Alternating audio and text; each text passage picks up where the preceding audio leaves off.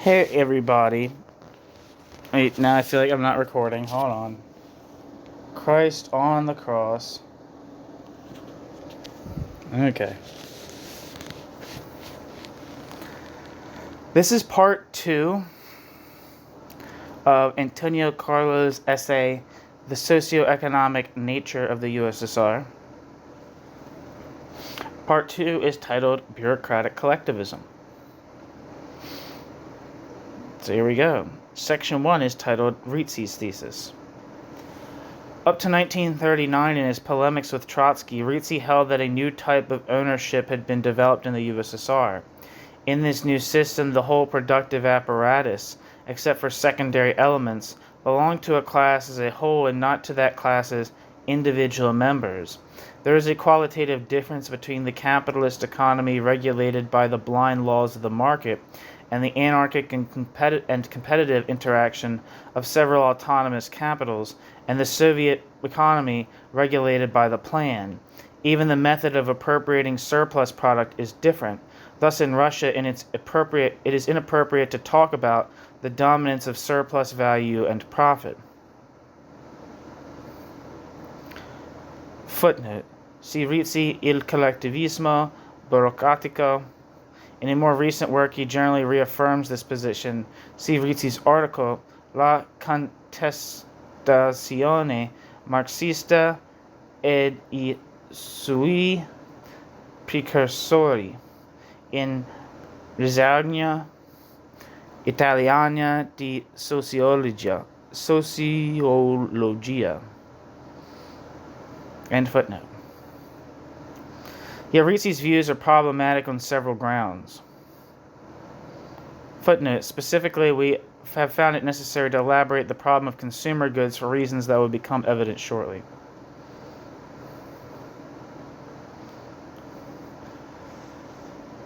End footnote.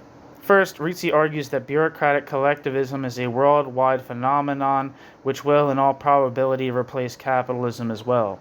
Thus, Rizzi found the various expressions of this, quote, universal, end quote, historical tendency not only in Stalinism, but also in fascism, Nazism, and Roosevelt's New Deal.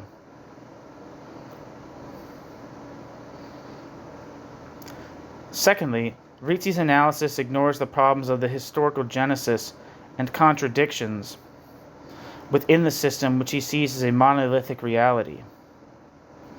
Footnote. Thus, in 1965, Rizzi generally reiterates his 1939 theses without meaningfully elaborating the problem of the system's, quote, explosive, end quote, contradictions and its ability to contain them. More recently, Rizzi refers to Russia as a feudal system.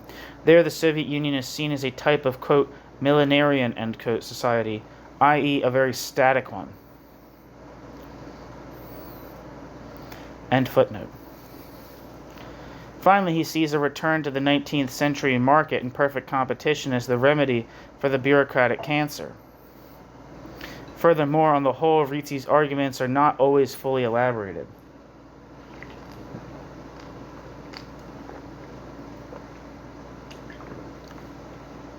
One of Rizzi's main arguments is that, unlike under capitalism, in bureaucratic collectivism, the worker is tied to the means of production. Footnote.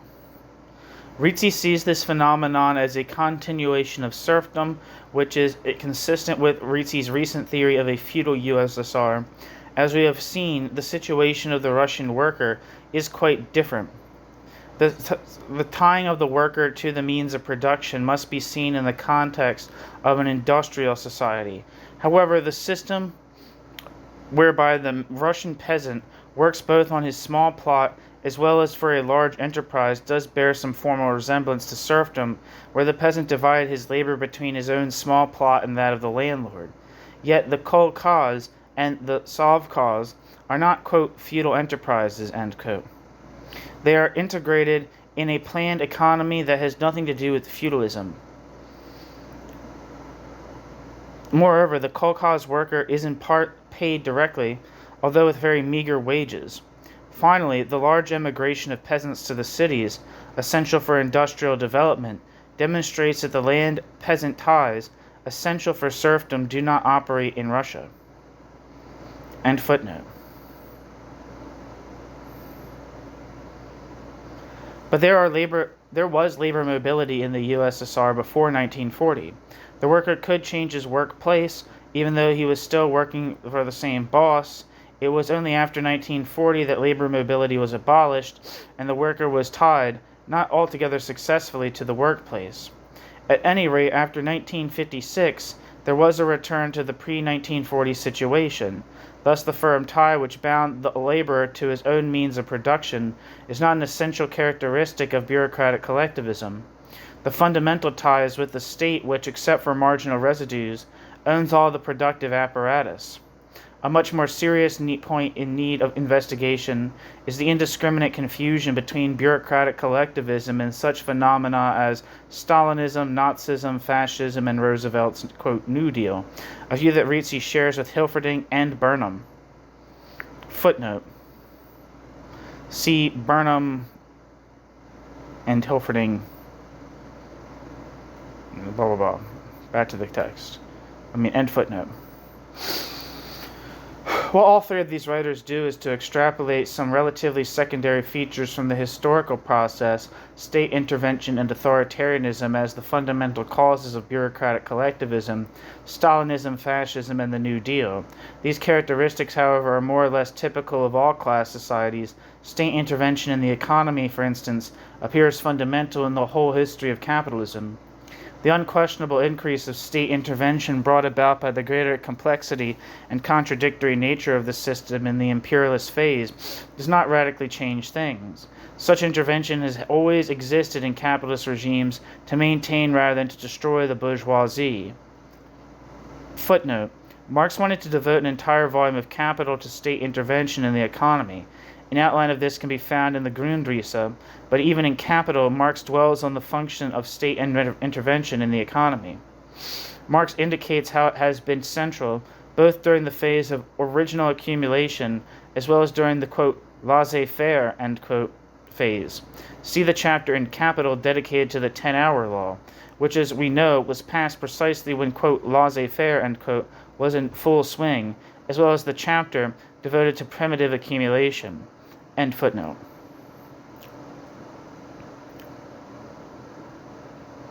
Stalinist state intervention, on the other hand, sought to destroy the bourgeoisie, the netmen, and the kulaks, along with the market. Nazi state intervention was also qualitatively different from Nazi state intervention's capitalist counterpart. As is well known, after the advent of Nazism, capital income rose past the highest level reached in the previous epoch. Footnote. On this, see Sweezy, The Illusion of the Managerial Revolution in The Present as History, published in 1953. Burnham maintained on the basis of a, quote, friends, end quote, information that capital income was about 5% of total income. See The Managerial Revolution, page 238. In reality, as Sweezy notes, the figure was about 28% in 1938 as against 20.9% in 1933 and 22.19% in 1929 in the pre-Nazi period.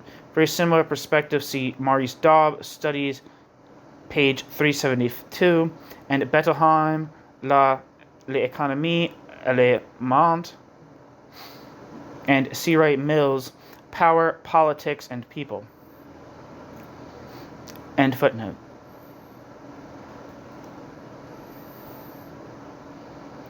The Nazis had eliminated their left wing, Röhm, Strasser, that threatened to go too far beyond a certain romantic and petite bourgeois anti-capitalism. They did destroy some individual capitalists, but only to give the system the necessary means to carry out an imperialist politics already outlined by Hilferding in 1910. See Hilferding's Finance Capital.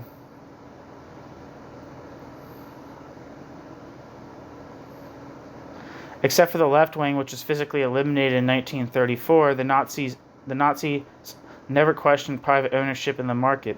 This is documented by increases in profit, the compression of wages, imperialism in the Krupp's interest, and the many ties that the Nazis had with large capital, Goering in particular.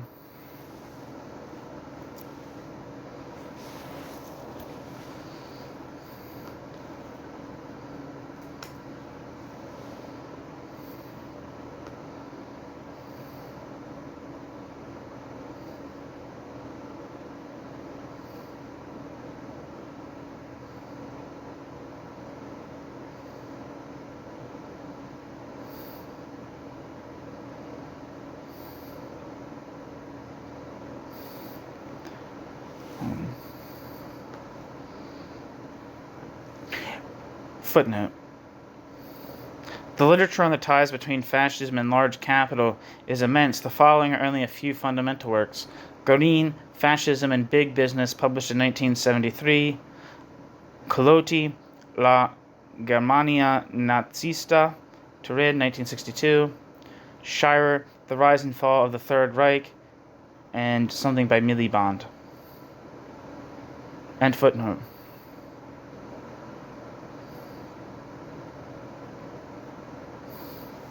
Reitzi's claim that he had predicted that if the Nazis invaded Russia, they would preserve the kolkhoz arrangement is ridiculous. If Reitzi's contentions were correct, it would lead to absurd conclusions.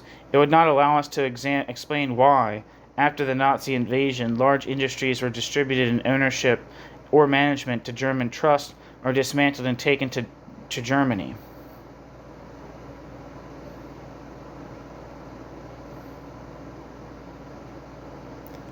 Footnote.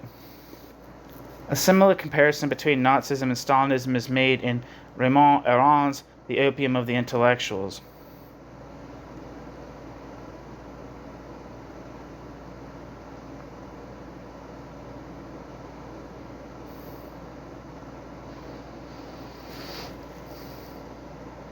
Where am I? Nazi, quote, collectivism, end quote, would have had to be not only one-sided but also peasant-based, although Germany was an industrial country. One would also wonder why the collective tendencies to be realized in Russia did not manifest themselves in the German countryside, where there were Junkers properties to expropriate, or in other occupied countries. The Nazis' retention of the kolkhoz must be explained otherwise. Since it was not possible to dismantle the Ukrainian plains and carry them to Germany, as was done with certain industries, the Nazis had two alternatives. They could either abolish the kolkhoz property and return it to the old owners or to the Junkers and German settlers, or they could keep the kolkhoz for a while and heavily exploit it in order to supply the Reich. The latter alternative was chosen as the more functional solution during the ongoing war.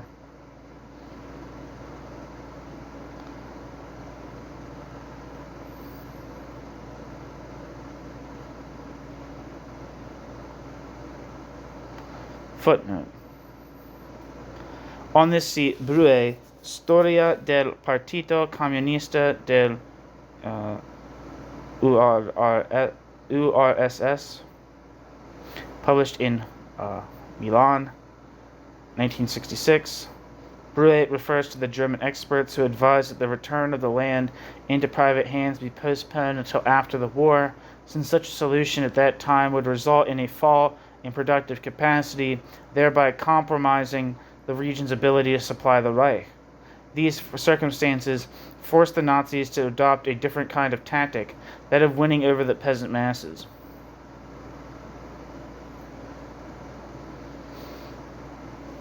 End footnote. The massive reforms implied by the first alternative would have created chaos and lowered the level of production. Although productivity is higher in private plots than in collective concerns, the dismemberment of those collectivities would have resulted in an unstable and confused political-military situation, temporarily counterproductive to Nazi aims. A massive influx of German settlers before final victory, or a Junkerization of the Ukraine, would certainly have created economic confusion and serious social tensions. Similarly, the return of the land to the previous owners, something that even Hitler didn't want, would have alienated any potential German sympathy from anti-Bolshevik farmers. Footnote. There was a plan to return the land to private hands, but it wouldn't have returned it to its old owners. It was not in the Germans' interest to give them back their power. The final solution was to make Russia into a German India, i.e., to subordinate all its capital to German interests. End footnote. Given the state of affairs, the decision to postpone dissolving the kolkhoz and the sovkhoz was indeed prudent and justified. It is also understandable why the Nazis treated the Russian farmers differently from the proletariat, who were considered considered irreconcilable. Thus, in February 1942, the kolkhoz farmers were given their land, which could even be expanded, although in reality poverty and war narrowed any such possibilities.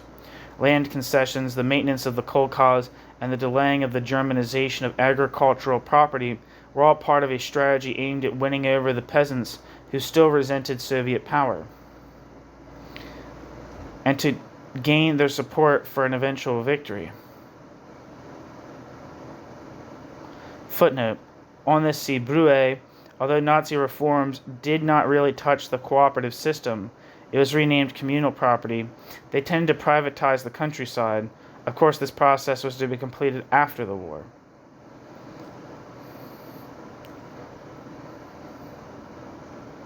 End footnote. Footnote.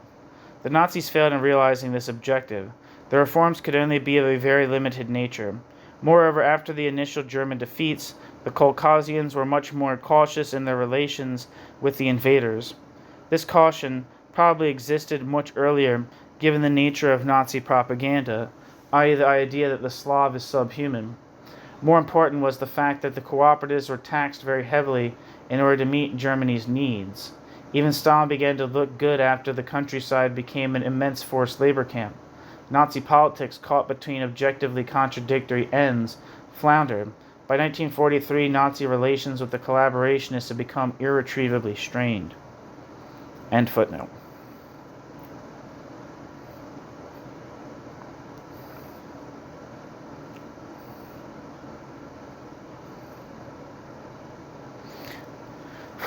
This is what explains the maintenance of the kolkhoz structure and not a strange, partial, and contradictory Nazi bureaucratic collectivism.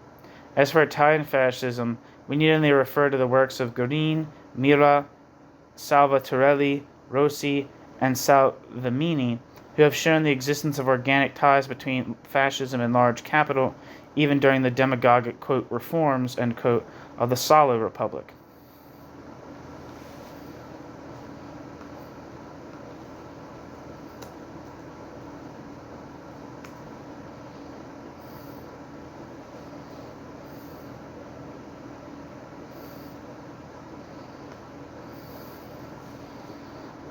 I was going to try to look up those people, but I don't have first names, so it would be really hard to do that.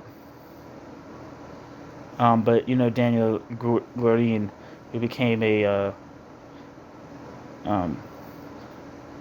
libertarian Marxist or libertarian communist later in life, after being initially a Trotskyist. I don't know about these other people. Both Burnham and Rizzi's arguments related to the New Deal seem to be grounded in the fact that Roosevelt's politics antagonized individual capitalists. This, however, was certainly not the first time in history that the more dynamic sector of a class imposed themselves on the majority of that class, especially when that majority did not have any viable political alternative and faced the masses' distrust and hostility, as in 1933. It is in situations such as this that the bourgeois state apparatus, dominated by a, quote, enlightened bourgeoisie and a reformist minority, implements policies to save the system against the prejudices of the old and politically paralyzed capitalists. Clearly, a continuation of Hoover politics, an exponent of the traditional circles, and its economic inactivity would have had disastrous consequences. Footnote. Hoover's inaptness is hilariously outlined by Galbraith in his The Great Crash, 1929. End footnote. As is well known, it was Roosevelt's, quote, interventionism, end quote, and pragmatism that allowed the system to at least contain the crisis, which was overcome only in 1941 with war expenditures. Footnote. See Baron and Sweezy, Monopoly Capital, Leuchtenberg, Franklin D. Roosevelt and the New Deal, published in 1963, Williams, The Contours of American History, published in 1961, Nevins and Comanger, The Pocket History of the United States, and Guerin, Les Mouvements Ouvriers ou États Unis. or État uni. End footnote.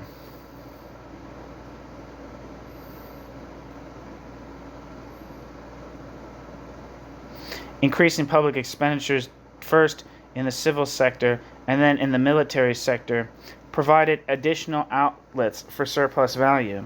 Today, American military expenditures, often considered useless even from a military viewpoint, have had a determining influence in the post-war boom. Footnote, see Keydrawn, Western Capitalism Since the War, published in 1970, and Julian, America's Empire, published in 1971. End footnote. If the New Deal were intended to weaken capitalism, it seems to have been inspired by the strange principle of giving vitamins to the patient before administering the poison.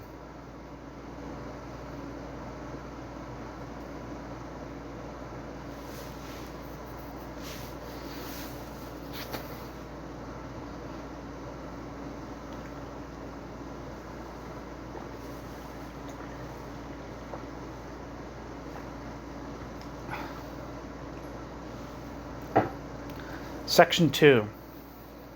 Socio-historical origins of the system. The historical origins of bureaucratic collectivism are to be located in the crisis of the proletarian dictatorship in Russia. I've discussed this problem elsewhere. Footnote, see my article, Lenin on the Party, published in Telos 17, fall 1973. In this article on the State and Revolution, in his article on, quote, the State and Revolution, Miliband takes a number of positions that objectively conflict with mine. Miliband maintains that the involution of the proletarian dictatorship was not caused by the particular conditions existing in Russia at that time, but the lack of a model of political mediation in which to articulate the proletarian state. In short, the degeneration is ultimately traced back to the theoretical deficiencies found in Lenin's celebrated pamphlet on the state. It is as if a deficiency in theory could determine a historical social involution. The consciousness-existence relationship is dealt with in a totally idealist fashion. In reality, things were just the opposite. It was the prohibitive situation in Russia that, by preventing the emergence of an autonomous, practical, political experiment of the proletariat, led to an adjusted theory of the state that integrated the gaps in Lenin's writings. Or in Lenin's writings, singular. End footnote. In a nutshell, as a result of the Civil War and the imperialist encirclement, industrial production dropped by 13% of the 1913 level.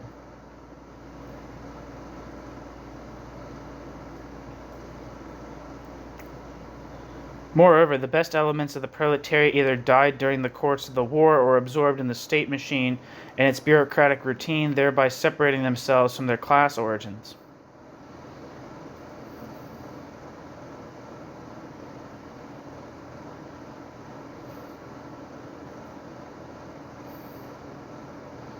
Finally, for a complex variety of reasons to be examined later, the proletarian regime was unable to establish an organic relationship with the peasant masses, at least for the short run.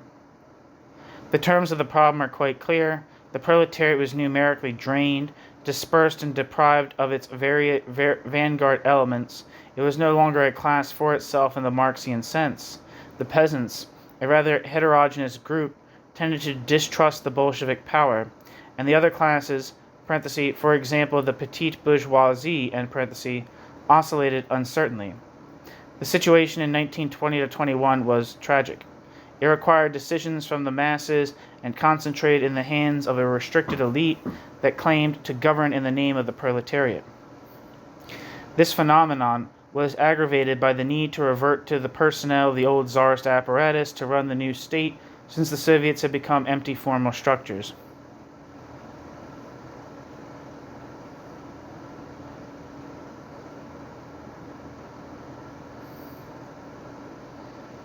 One second.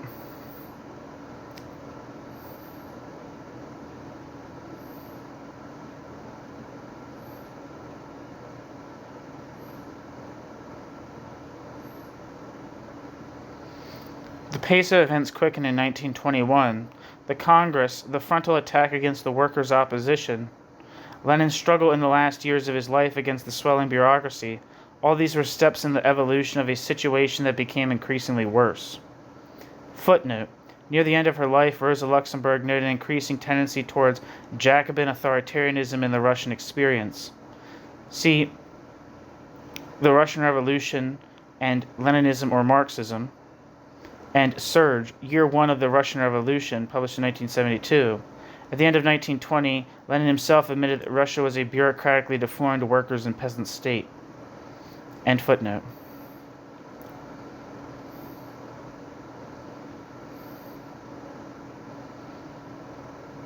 Without doubt, the NEP allowed at least a short-run renewal of industrial production and a corresponding numerical growth of the proletariat.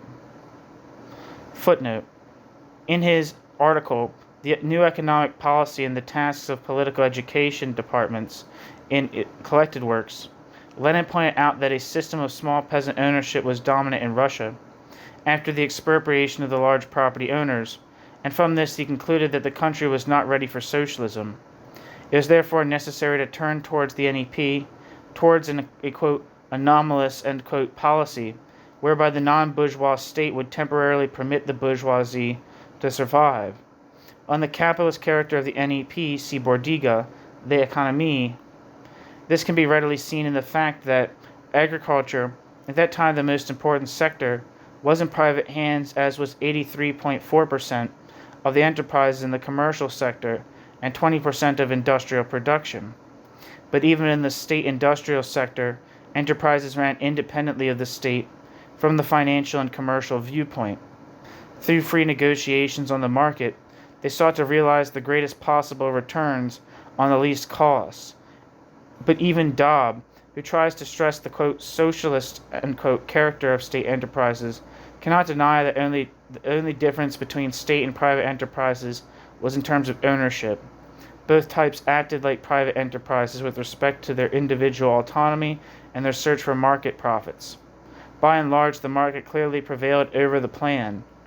On page 138, Dobbs writes of a, quote, return to the market economy, end quote. It is therefore absurd to discuss the predominance of, quote, socialist principles, end quote, in this phase.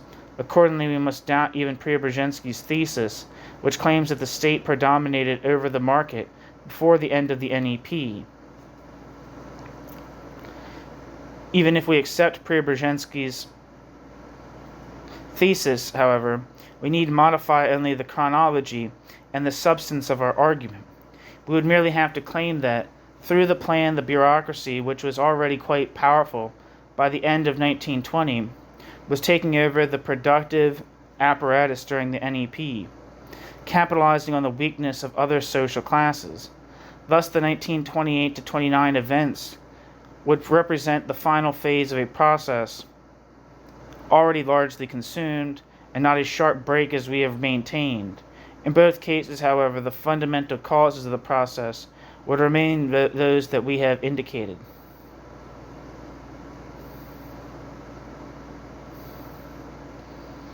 End footnote.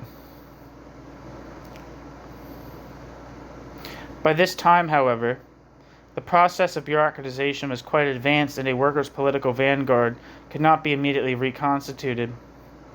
In 1927, there was a major change in Soviet policy. The, quote, left, end quote, opposition had by this time been definitely subdued. Thus, the restraining influence of the Bukharinist, quote, right on the Stalinist, quote, center had also come to an end. With Trotsky out of the way, Stalin no longer needed Bukharin as an ally and could begin his policy of forced industrialization, the old battle horse of the, quote, left, end quote, without any fear of a Trotsky-Zinoviev opposition. There were two fundamental reasons for forced industrialization, one internal and the other external. Internally, the power of the kulaks and the netmen was on the rise. In retrospect, these developing bourgeois forces could have attempted to gain power by subordinating the political state bureaucracy to their own interests. Footnote. During these years, the relations with the kulaks and the netmen, particularly the former, were worsened because of the threat to agriculture posed by the, quote, scissor crisis, end quote. In 1927 to 28, the kulaks slowed down their provisioning of the cities and threatened them with starvation.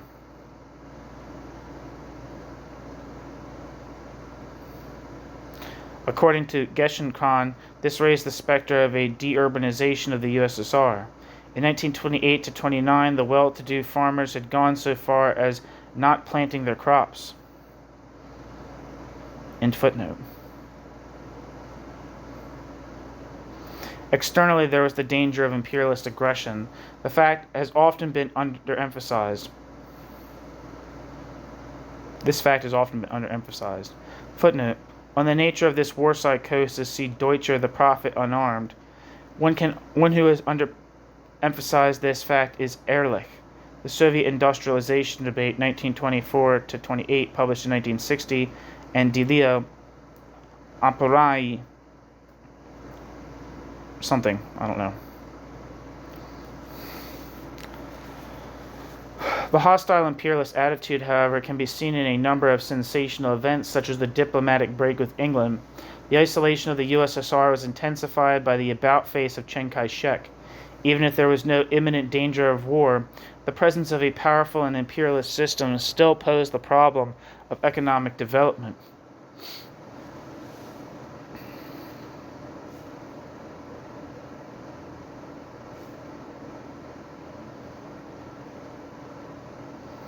A weak and backward USSR could easily have been economically and politically crushed.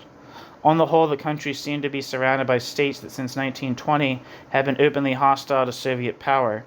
In that year, Lenin, following Bukharin, held that the capitalist powers, faced with the danger of socialism, would overcome their internal differences and form a political, military, quote, holy alliance, end quote, against the revolution. Footnote. See Lenin's piece, Glose à Bukharin, where Lenin comments on a, quote, très bien, end quote, on the following assertion of Bukharin, quote, ... The fall of the imperialist system leads the imperialists to desire collaboration among themselves within the framework of a unique world economy, end quote. Lenin's approval of the Bukharin point refers to economic collaboration, but also includes political military collaboration, its logical instrument.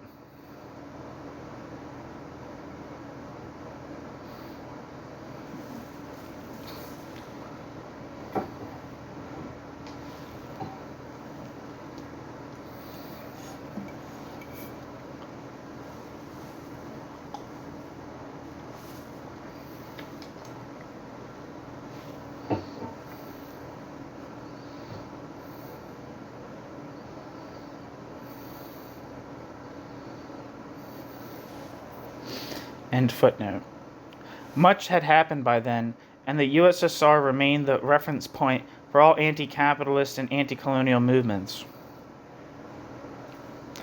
This justified the capitalist countries' hostility towards Russia, especially if we recall that these countries during these years were mostly dominated by right-wing forces.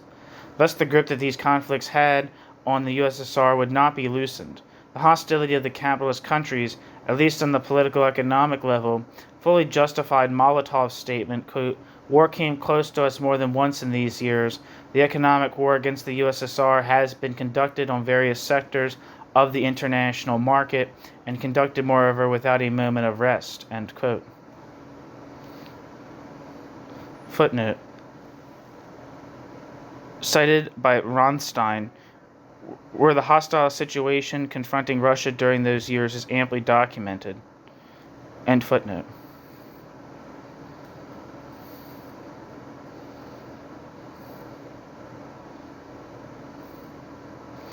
For these reasons, forced industrialization became a, quote, necessity, end quote. During 1928 to 29, with the end of the NEP, the beginning of integrated planning and forced collectivization, Stalin's program was translated into reality, and with it began a type of economy profoundly different from capitalism. Two fundamental factors profoundly influenced Russia's development. A, the increasing autonomy of the state relative to a civil society in ruins, and B, the need to proceed on a path of rapid economic development. Section 3. The system's fundamental character, dynamic, and contradictions. The basic contradictions of the Soviet system comes from the fact that the productive forces at a certain level of their development conflict with the relations of production. This also occurs in capitalism where, however, it assumes the specific form of a, quote, market economic crisis. As already indicated, the same is not the case in the USSR. In the Soviet Union, this basic contradiction is expressed in the following three ways. A.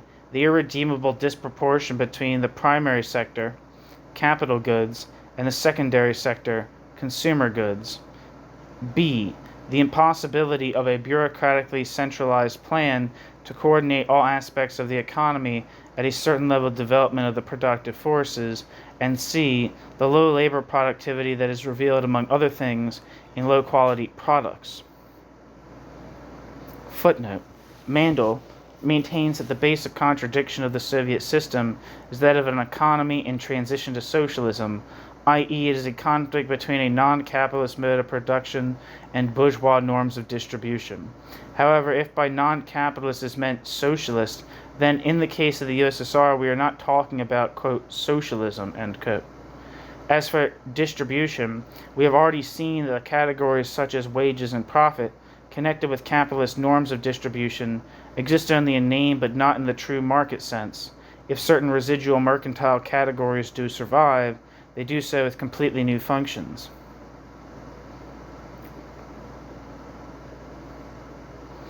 End footnote.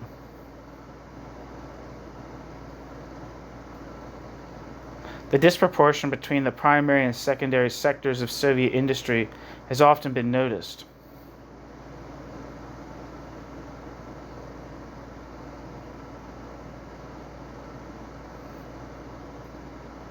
Footnote. See Kuran and Mogilevsky and Bordiga.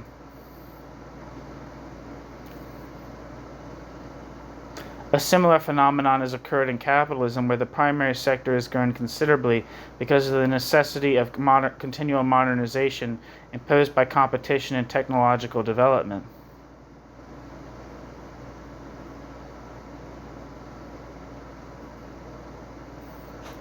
In the capitalist system, however, the, quote, secondary, end quote, sector retains an enormous importance. If machines for producing shoes are built, it will sooner or later be necessary to produce shoes. If production in the secondary sector ceases, then there would be no more demand for the goods of the primary sector, and production in the primary sector would be effectively blocked. This explains why a large consumer sector has developed in advanced capitalist countries. The capitalist system, notwithstanding its tendency to relatively compress wages, has developed a series of mechanisms to maintain a high level of consumption. Footnote. On this see Mandel, Marxist Economic Theory, Volume 1, and Baran, Reflection on Underconsumption in the Longer View, and Daub, Wages, published in 1938. End footnote.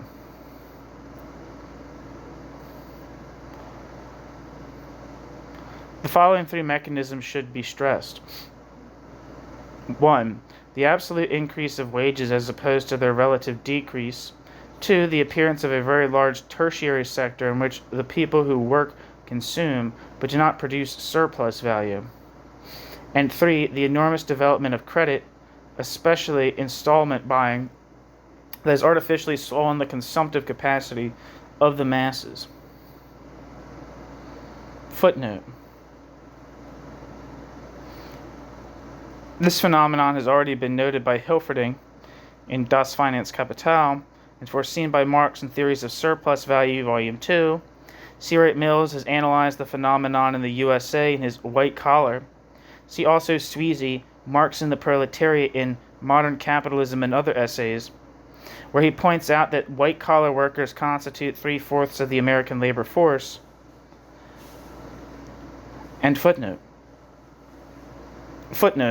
On this see Sweezy and Huberman, La Controrivoluzione Globale. The following data give an idea of the extent of demand, quote, artificially, end quote, created by credit selling. In 1960, the consumer debt amounted to $193.7 billion and was equal to 46.7% of personal income. In 1968, the corresponding figures were 284.8 billion and 53.9%. End footnote.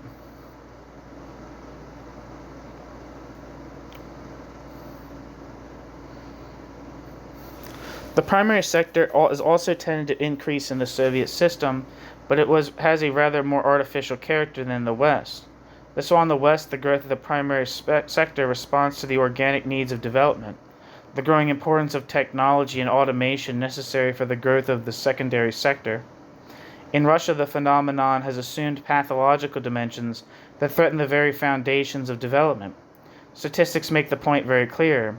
The century was required for the American capitalist system to increase its primary sector from 18% to 55% of total industrial production, while in Russia, a more impressive jump from 39.5% to 73.1% was made in only 33 years. In 1963, about 81% of all industrial resources were destined for the primary sector, and from the period 1959 to 1964, the growth rate of the consumer sector was about 6.6% as opposed to 10.3% of the primary sector, whose starting point was, moreover, much higher. In 1963, for every 14.3 rubles invested in the primary sector, there were only 1.9 invested in the secondary sector. The ratio for the 1958 to 62 period was somewhat different, still maintain the same frightening inequalities.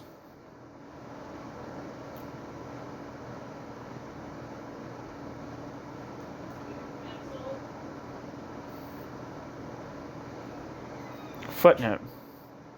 For the latest data, see Notkin in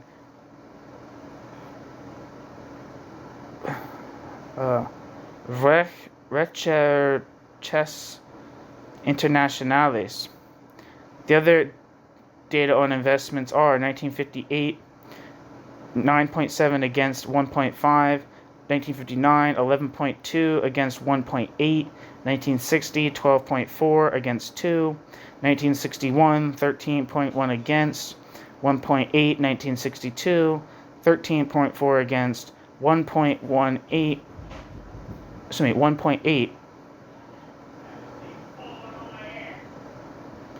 Obviously, such a phenomenon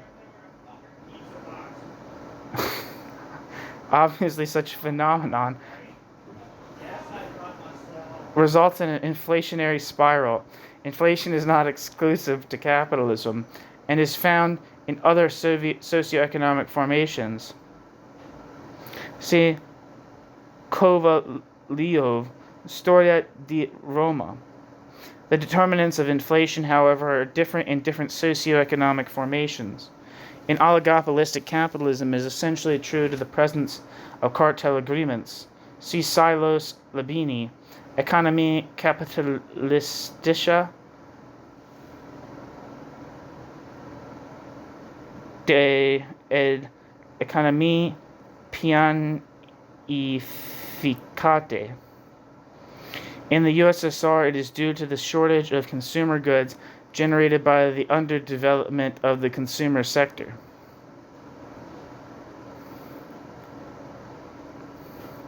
End footnote.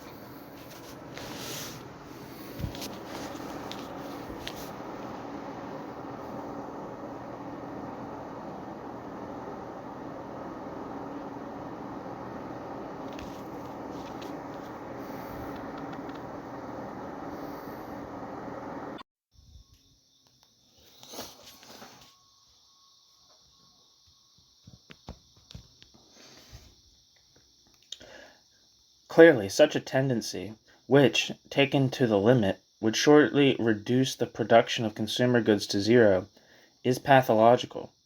Although the Soviet system need not realize surplus value, it is beyond doubt that in the long run the development of the primary sector must be coordinated with that of the secondary sector. If machines to produce consumer goods are built sooner or later, they will have to be used to produce those goods, otherwise they will represent a real waste. Social and political tensions build on economic ones. The Soviet population could bear the sacrifices during the heroic years of Stalinist industrialization when the country was surrounded and threatened. But by 1950, the situation had changed. Not only had Russia become the world's second economic power, but the defeat of the Nazis in the 1949 Chinese Revolution had broken the encirclement. The Russians, furthermore, had made significant scientific breakthroughs. Given this state of affairs, no ruling class can demand indefinite sacrifices from its exploited population. In a delicate and vulnerable organism such as an advanced industrialized society, a repressive system must be dialectically related to reforms and concessions, otherwise social tensions become unbearable. Although the previously mentioned, quote, consumer boycotts, unquote, caused no market crises, they at least sounded the alarm that marked the threshold of the masses' tolerance. On various occasions, Soviet leaders have indicated an awareness of the problem. It could be said that, after Stalin's death, the Russian consumers were continually made promises which have been kept only in an irrelevant degree. The production of consumer goods has decreased absolutely, but not in relation to the entire industrial production. By the beginning of the 1960s, it became obvious that policies aimed at improving the conditions of the consumer could no longer be postponed. Could this problem be resolved within the framework of bureaucratic collectivism? Previously, the problem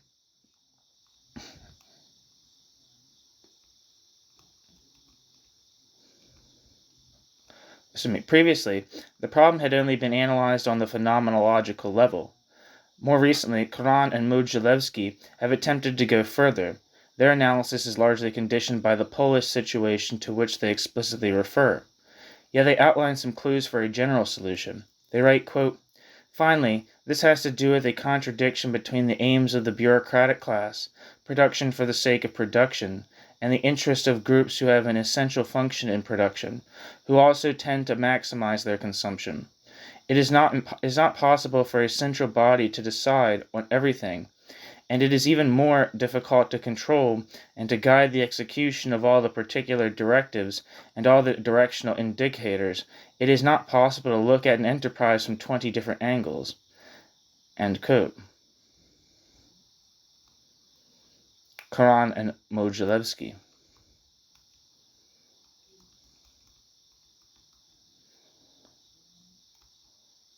In other words, it would not be possible to plan everything, since some cracks would inevitably develop in the plan, allowing for the, quote, anarchic, end quote, initiatives of the individual managements of enterprises and consequently waste and tensions. Why can't everything be planned?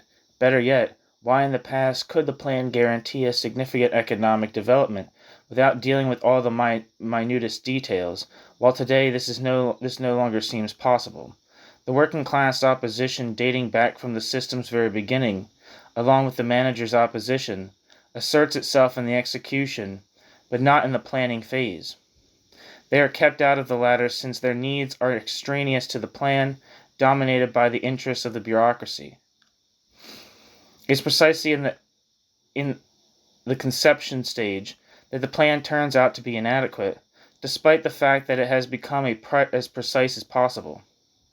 Moreover, between 1928 and 1960, the Russian economy has developed at a fantastic rate. Why then can the secondary sector be increased? In order to answer these questions, we must structurally determine whether these phenomena are organic or incidental, and whether they will become intolerable for the system, or whether they are merely the normal price of development. To understand that problem, we must return to the first Soviet plans. These first plans had a rather linear structure and straightforward goals: to suppress consumption and to develop the primary sector. The success of the plan in stimulating the growth of the productive forces rendered the economy increasingly more complex. The economic structure of a poor, predominantly agricultural country can certainly not be compared to that of an advanced industrial country. Even if the range of products is kept quite narrow, the simple growth of production poses a series of problems relating to adjustment, merging and increasing the complexity of the preceding choices, in the sectors of transport, maintenance, storage, and distribution. For example, how are the new factories to relate to the already existing factories? Scientific research and the political military race with the West poses problems concerning the development of new sectors such as electronics. In a nutshell, the successes of the plan can only increase the complexity of the economic structure. It becomes clear that planners have an enormous job calculating and forecasting the direction of the economy. Even with the aid of electronic computers, their problems could not be overcome given the present rate at which the productive forces are developing. Indeed, how many computers would be needed for an economy of the Soviet type? Some Russian scientists have calculated that 1 million electronic computers working continually for, quote, quite a few years, end quote, at a rate of 30,000 operations per second would be needed to create a mathematical model that would contain and regulate the 20 million or so reciprocal relations. Even these Soviet scientists admit that this solution is utopian. Footnote. On this, see Levi and Nova and Grossman, Economic Systems, published in 1967. At the present stage of technological development, however, all information cannot be determined by computers. See Lusano, Giusci Bernetico. The data used has been provided by Levi, an expert on economic mathematics and electronic computers. According to him, a system with 1 million equations would be required to produce the data, something, quote, unthinkable, end quote. His exact word. Obviously, a more simplified model could be developed, but this would imply a greater autonomy for the enterprises with a consequent unleashing of centrifugal forces. End footnote. To further stress the point, we need only realize that in 1968 there were in the United States between 50,000 and 70,000 electronic computers.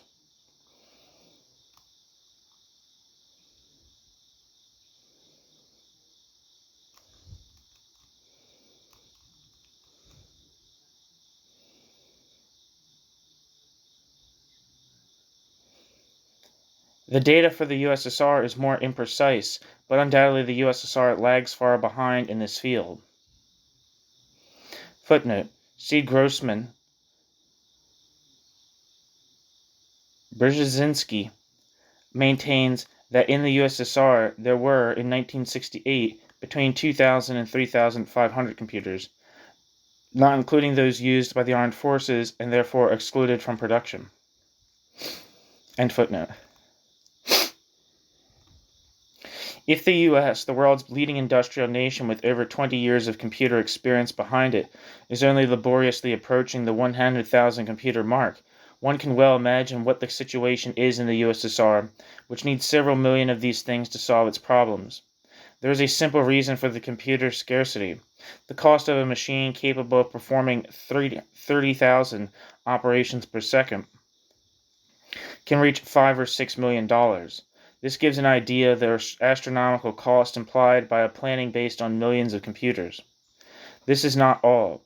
Assuming that the USSR were able to obtain in the next 5 or 10 years millions of large, high-quality computers, it would then be possible to have the kind of bureaucratic planning which would foresee every act that a worker performs and put an end to the enterprise's centrifugal tendencies.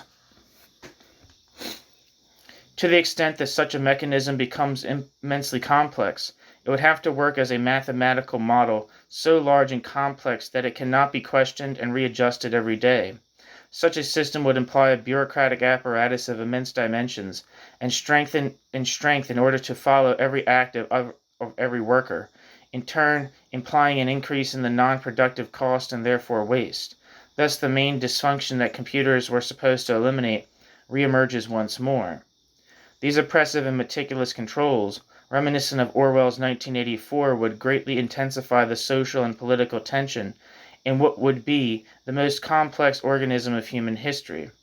But such a system cannot afford those tensions, which can only be alleviated by integrating the participation of the masses. Could an Orwellian control be instituted in the Russian countryside, for example, where the present plan, which doesn't contain the hundreds of thousands of particularized rules that the quote adventurist end quote plan would imply, already face fierce opposition. The opposition of subordinate social forces such as farmers, workers, and managers, which in the initial phase of the system could be tolerated, although it was a source of dysfunction, could become explosive in a system with such a historically unprecedented level of technological complexity. For these economic, technological, mathematical, and socio-political considerations, the whole idea of bureaucratic planning by computers is absurd. The whole idea of bureaucratic planning by computers is absurd. It appears that the Soviet Union arrived at a similar conclusion when, in 1965, it recognized the necessity of granting enterprises a broader economic autonomy. The bureaucracy's attempts to maintain the system at a certain level of simplicity were subverted by the very success of economic development.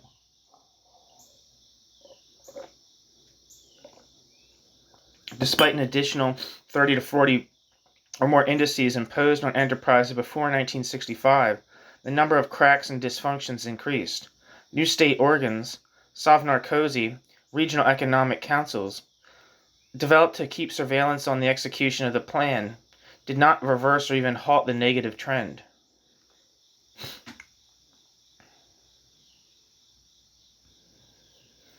Thus, the bureaucratic plan can function only in the initial phase of the developing society. Once past this phase, the pre-existing tensions become increasingly more serious and unmanageable, while the economy tends to fluctuate and to evade controls.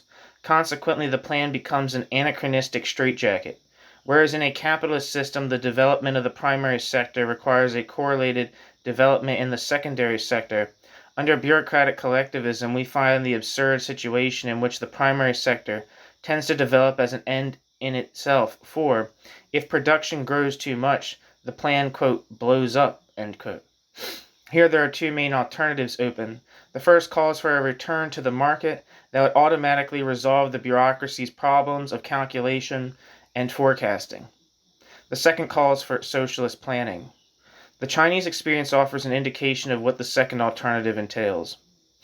The Chinese model of development has not held back consumption and has given ample space beginning from around 1960 to light industry. On this see Bettelheim and others, Il Socialismo in Sina, which closely examines the role of agriculture and light industry.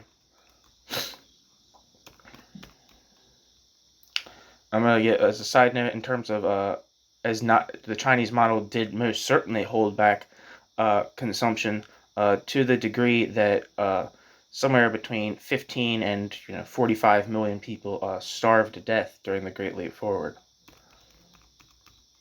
Or maybe not starved to death, but died during the Great Leap Forward.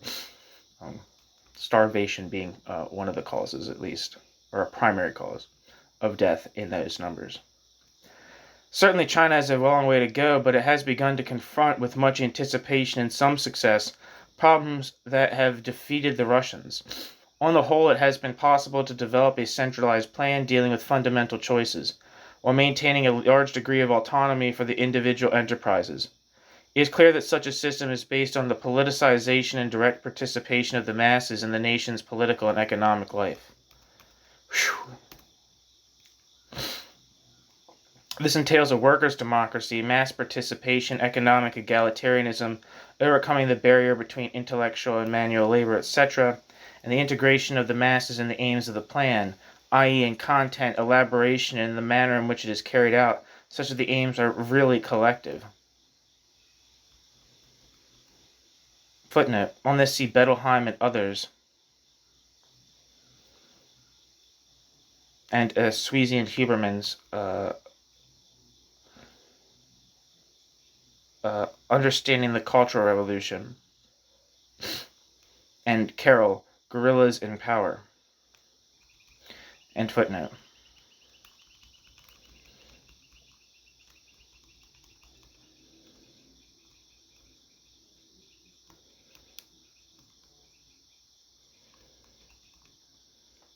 The Chinese model then has proved that the bureaucratic road is not always inevitable, even in a poor country. Furthermore, the Soviet model does not always seem to provide the best results for small countries. It is clear, however, that the prevalence of one model over the other will not be a merely abstract but a socio-political question. The system obviously excludes the participation of the Soviet system obviously excludes the participation of the masses, since it would entail the overthrow of the bureaucracy. So that the class in power must seek to resolve its problems with technological means, e.g. computers. When the technological solutions turn out to be inadequate, the problems in the economy explode with all their severe implications. The masses and managers' opposition becomes intolerable only within the new economic context. What was previously considered waste or simply a price paid for economic development turns into an insurmountable obstacle. Thus, the basic contradiction in the Soviet system can be found in the conflict between planned development and the need, unrealized in this context, to expand production in the secondary sector. Actually, this is the expression of the conflict between relations and forces of production in the bureaucratic collectivist system. Other concomitant dysfunctions of the plan stem from the same source, yet they deserve a more extensive analysis to reveal their particular dynamics. New section. Section 4. The conflict between the plan and the enterprises. Within the framework of the bureaucratic plan, new energetic groups of people are developing their own interests and different ideas as to how the bureaucratic plan should function and how its goals should be realized. They include managers and technocrats, i.e. the economic theoreticians, who express at a, quote, theoretical level, at a, quote, scientific level, end quote, the manager's interests. Footnote. The conflicts between managers and bureaucrats has been stressed in various writings. See among others Nettle, the Soviet Achievement. I want to look that up and see if that's J.P. Nettle.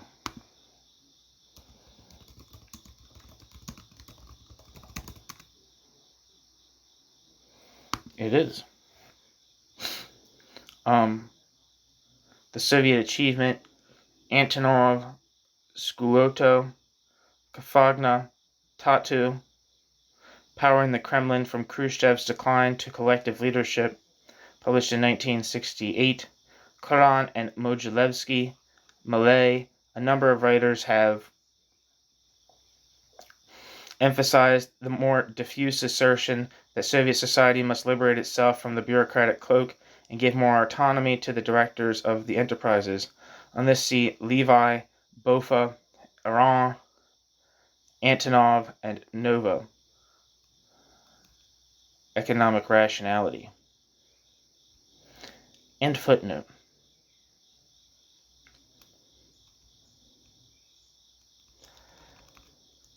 This social group grew within the context of a plan that was formulated by others, i.e. the central political bureaucracy. Consequently, its total vision of the economy was functional to the class aims of the bureaucracy. For these reasons, the managers looked upon the plan as something extraneous to their decisions and interests. The directives of the plan were akin to law decrees which managers had to fulfill at all costs or risk social ruin. The result is an antagonistic contradiction between the directives and aims of the bureaucracy and the particular interests of the individual managers, who are forced to realize or surpass the norms of the plan, even at the expense of the whole economy, in order to increase their power and income. Footnote. This rise of the careerist mentality, a logical development in a hierarchical, authoritarian, and conformist society, was emphasized by Sweezy in the 50s in his book, The Present as History. End footnote.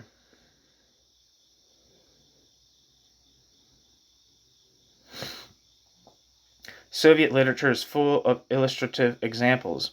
If the plan decrees the quantity of tractors to be built by weight, what ends up being built are overweight and uneconomical tractors.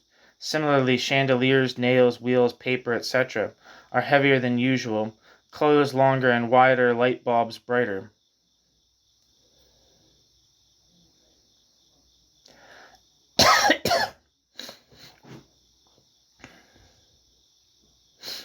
When planners seek to remedy this situation by specifying the production of nails numerically, rather than by weight, very small and unserviceable nails are produced.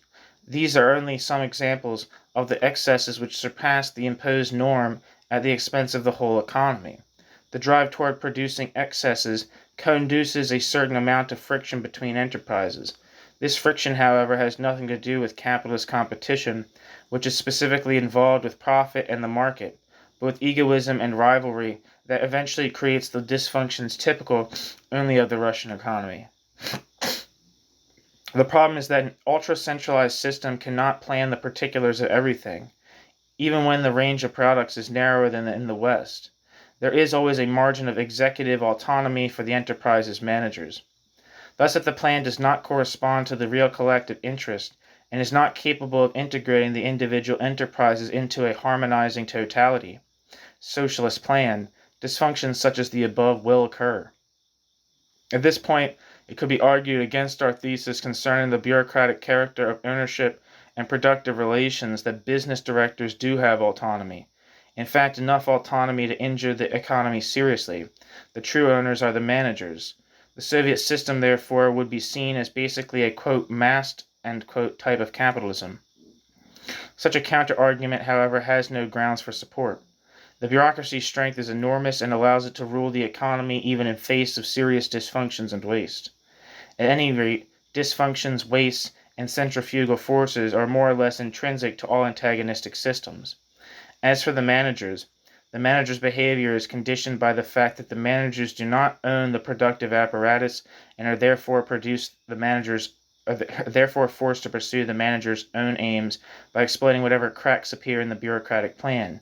In other words, the manager's behavior is that of a subordinate group which, on the one hand, does not have the power to guide the economy, but on the other is motivated by a desire for more power and the eventual overthrow of existing forces by imposing its own logic rather than the bureaucracies. Similar struggles obtain in capitalist systems whereby the working class tries to overthrow the relations of forces by inserting dysfunctional elements into the capitalist economy, e.g. strikes and class struggles. What is the manager's particular logic? As already indicated, the managers have positions and interests tied to the success of their enterprise irrespective of adverse effects on the economy as a whole. They would obviously prefer a capitalist market economy based on the competitive anarchy of several capitals. The managers' demands expressed in 1962 with Lieberman are not demands for more consumption, as Karan and Mogilevsky maintain, but for more power, i.e. the expropriation of the bureaucracy and a capitalist restoration. Footnote: Karan and Mogilevsky, however, point to the existence of a decentralized and technocratic system which they do not regard as capitalism but as the Yugoslav model. They speak of a, quote, new thermidor, end quote. This phenomenon would appear to refer to a bourgeois reaction, but Karan and Mogilevsky perceive the phenomenon as originating in the involution of the workers' revolution, an idea not unlike that of Trotsky.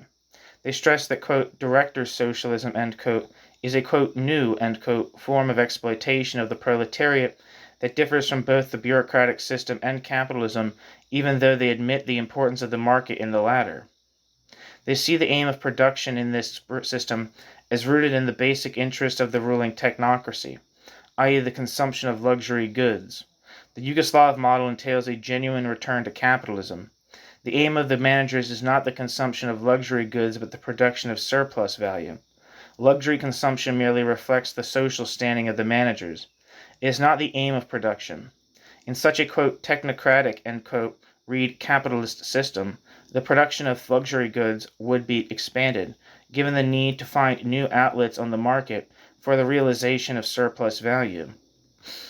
See Marx' Theories of Surplus Value, Volume 1, where he notes that in capitalism, production must be counterposed to consumption for consumption's sake if surplus value, the main aim of production, is to be absorbed.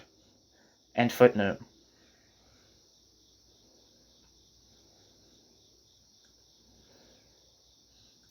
From the bureaucracy's viewpoint, the alternative is simple.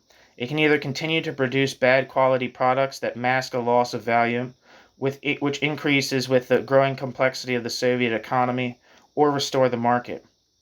The latter alternative would undoubtedly resolve a number of problems. The production of too heavy tractors, ridiculously large nails, blinding lights, large clothes, etc., would rapidly fall in the face of market demand. The cost of for the bureaucracy, however, is extremely high.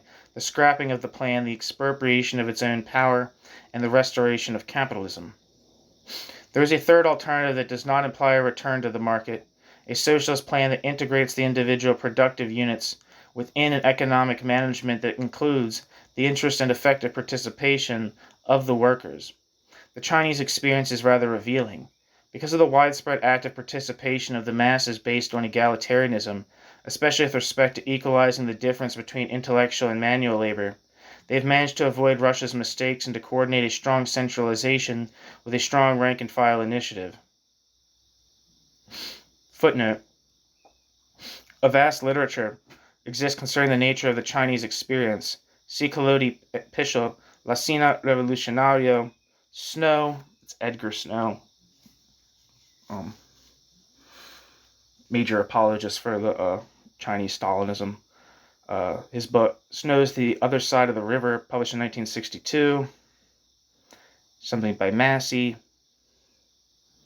Roy, Carol, China, The Other Communism, Silos Labini, Bettelheim, Carol, Guerrillas in Power. There are also quite a number of articles on the Cultural Revolution. Among them, see the two articles by Huberman and Sweezy cited earlier, the Cultural Revolution in China and Understanding the Cultural Revolution. Salvati, Hinton, Ni, The Cultural Revolution at Peking University, published in 1969.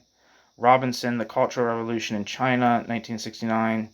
See also the fine articles by Lisa Foa Natoli and Rosanda in numbers 5, 6, 7, 8 of Il Manifesto. Daubier, A History of the Chinese Cultural Revolution, 1974. Lisa Foa, For the Period Before the Taking of Power, see Chen, Mao and the Chinese Revolution, published in 1965. End footnote. The recent successes of the Chinese plan achieved within a historically unstable political climate are well known. Robinson writes, quote, but let any British factory manager ask himself what would happen if his operatives actually wanted to increase productivity without demarcation problems or fear of redundancy, and would freely exchange ideas with his engineer about how it could be done, end quote. Robinson. In capitalism, this is obviously an empty dream. In China, as Robinson noted, it is reality. The free, conscious, and integrated participation of the masses in the productive process is the productive force absolutely indispensable for building socialism. The high labor productivity and the good quality of the Chinese products relative to the level of the economy is as well known as its poor quality of the Russian products. Footnote. On this see Carol, Macchio, where it is noted that after the Great Leap Forward, China moved from an extensive, quantitative to an intensive, qualitative vision of economic development. Even earlier, however, the dysfunctions and waste of the bourgeois managers were opposed by mass initiative. Moreover, the Chinese system of distribution pays particular attention to the interests of the consumer.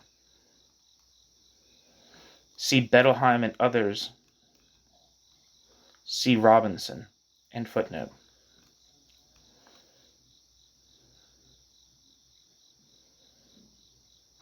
In a typically politicized and participatory Chinese factory, it would be rather difficult for a manager to produce oversized or undersized nails, enormous tractors, glaring light bulbs, etc.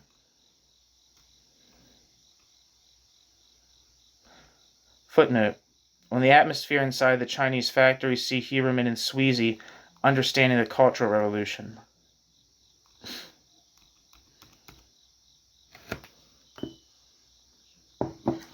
Section 5.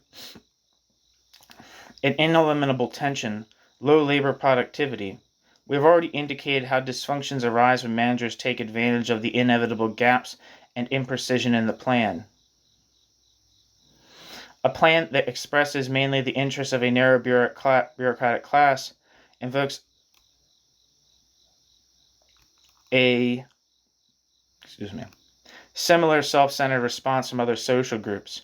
This is true not only for managers but also for the working class, which has no interest in sacrificing itself for the bureaucracy's altar. The workers' rejection of the system expresses itself through the low level of labor productivity. Footnote: see Antonov, where he cites the case of women workers who have to unload bricks at an absurd pace. In order to realize their quota, they worked quickly, breaking many of the bricks. Antonov writes, quote, by their actions they developed a sense of anger. Ah, you don't want a proper kind of work? You want it in a hurry? Okay, here are your bricks, and we'll throw them to the ground. End quote. Similar phenomena have been noted in other Eastern European countries. End footnote. Although relevant Russian statistics leave much to be desired, for good reasons, what statistics are available show that a problem exists. Footnote: see D'Angelo and Palladino, which cites Nemensinov, who notes that even though the statistics are not satisfactory, the productivity of labor is lower in Russia than in other countries. Both Mandel in Marxist Economic Theory, Volume 2, and the Soviet economist Professor Bierman have lamented the excessive use of labor power in Russian industry. End footnote.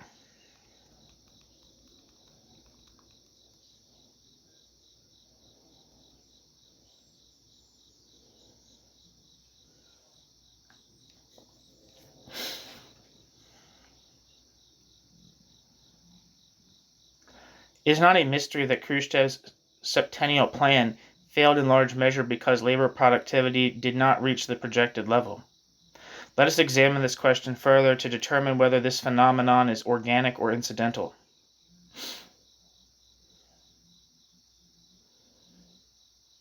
Productivity embodies two basic dimensions. First, the quality and quantity of the instruments of production, and secondly, the workers' skill and participation toward production goals. With respect to the first element, we know that for a long time the Russian plan has been based on extensive rather than intensive labor exploitation. The reasons are obvious. The given political and economic circumstances made it difficult for backward Russia to produce certain tools, let alone acquire them from abroad. The strength derived from automation, predicted by Khrushchev's septennial plan, was totally inadequate.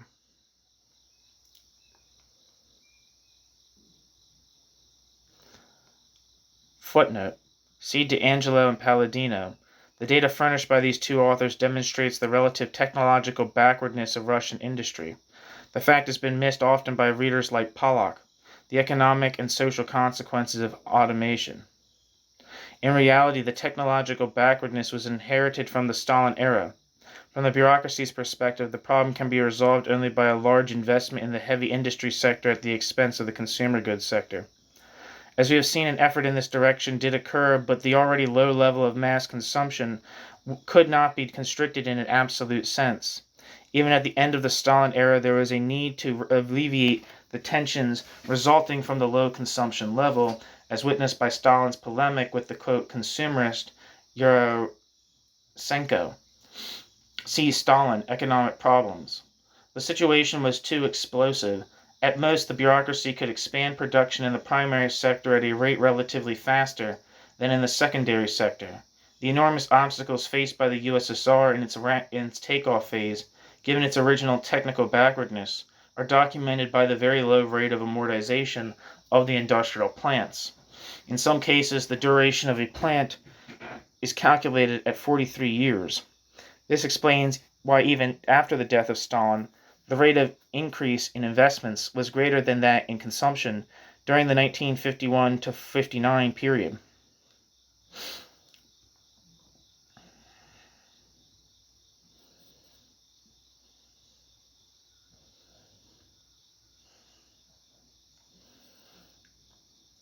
End footnote.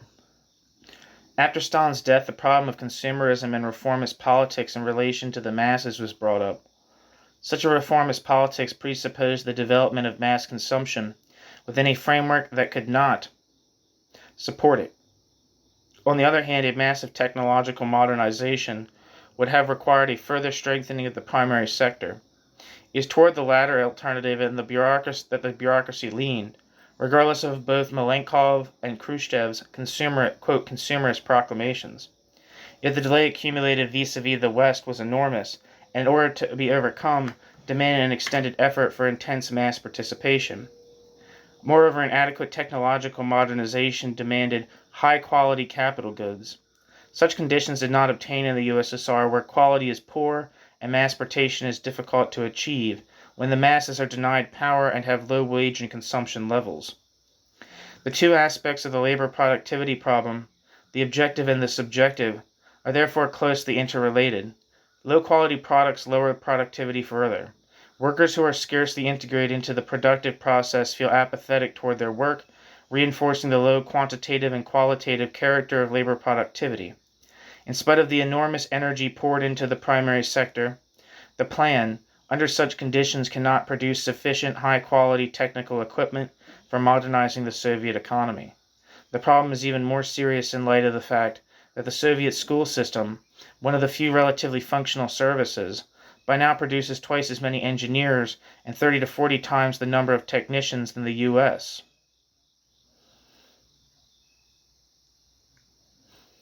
See Pollock, like Madison.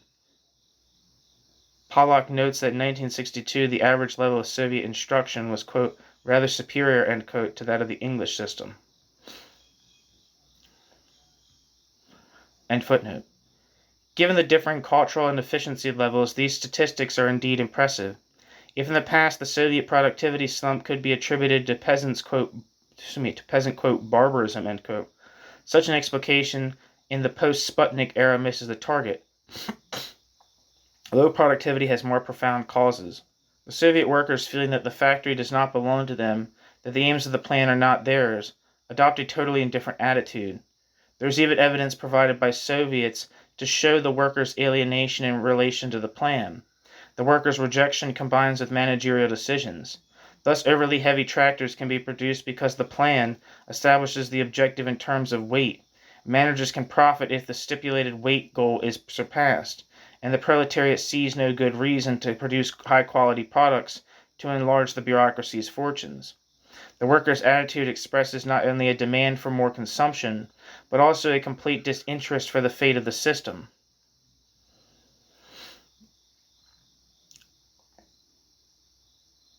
For the fate of the system. The workers know that, given the need for labor power, the workers cannot be dismissed even when there is no reserve army to replace them. Denied power, freedom, and an acceptable standard of living, workers react with the lowest possible rhythm and quality of work.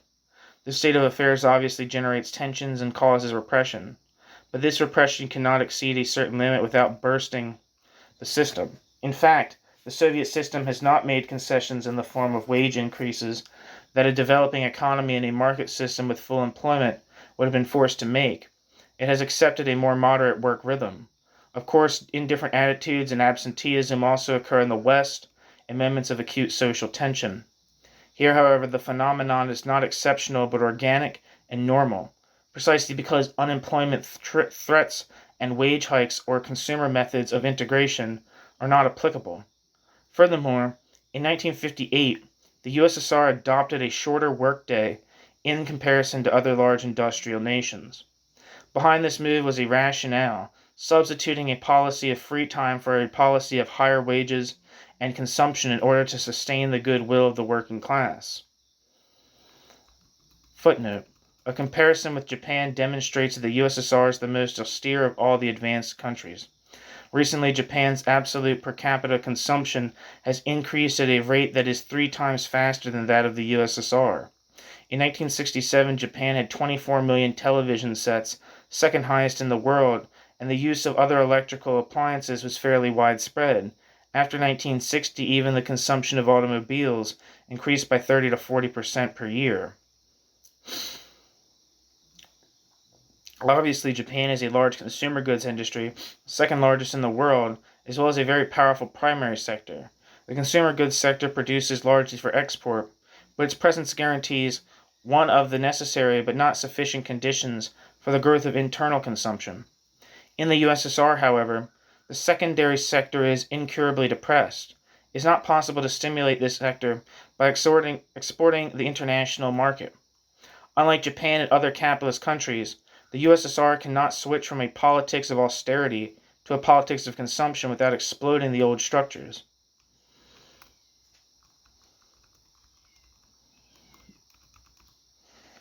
End footnote.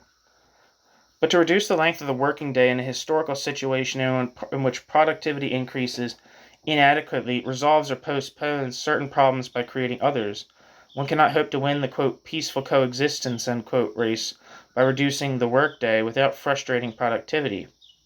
In any case, the workers' rejection should not be exaggerated.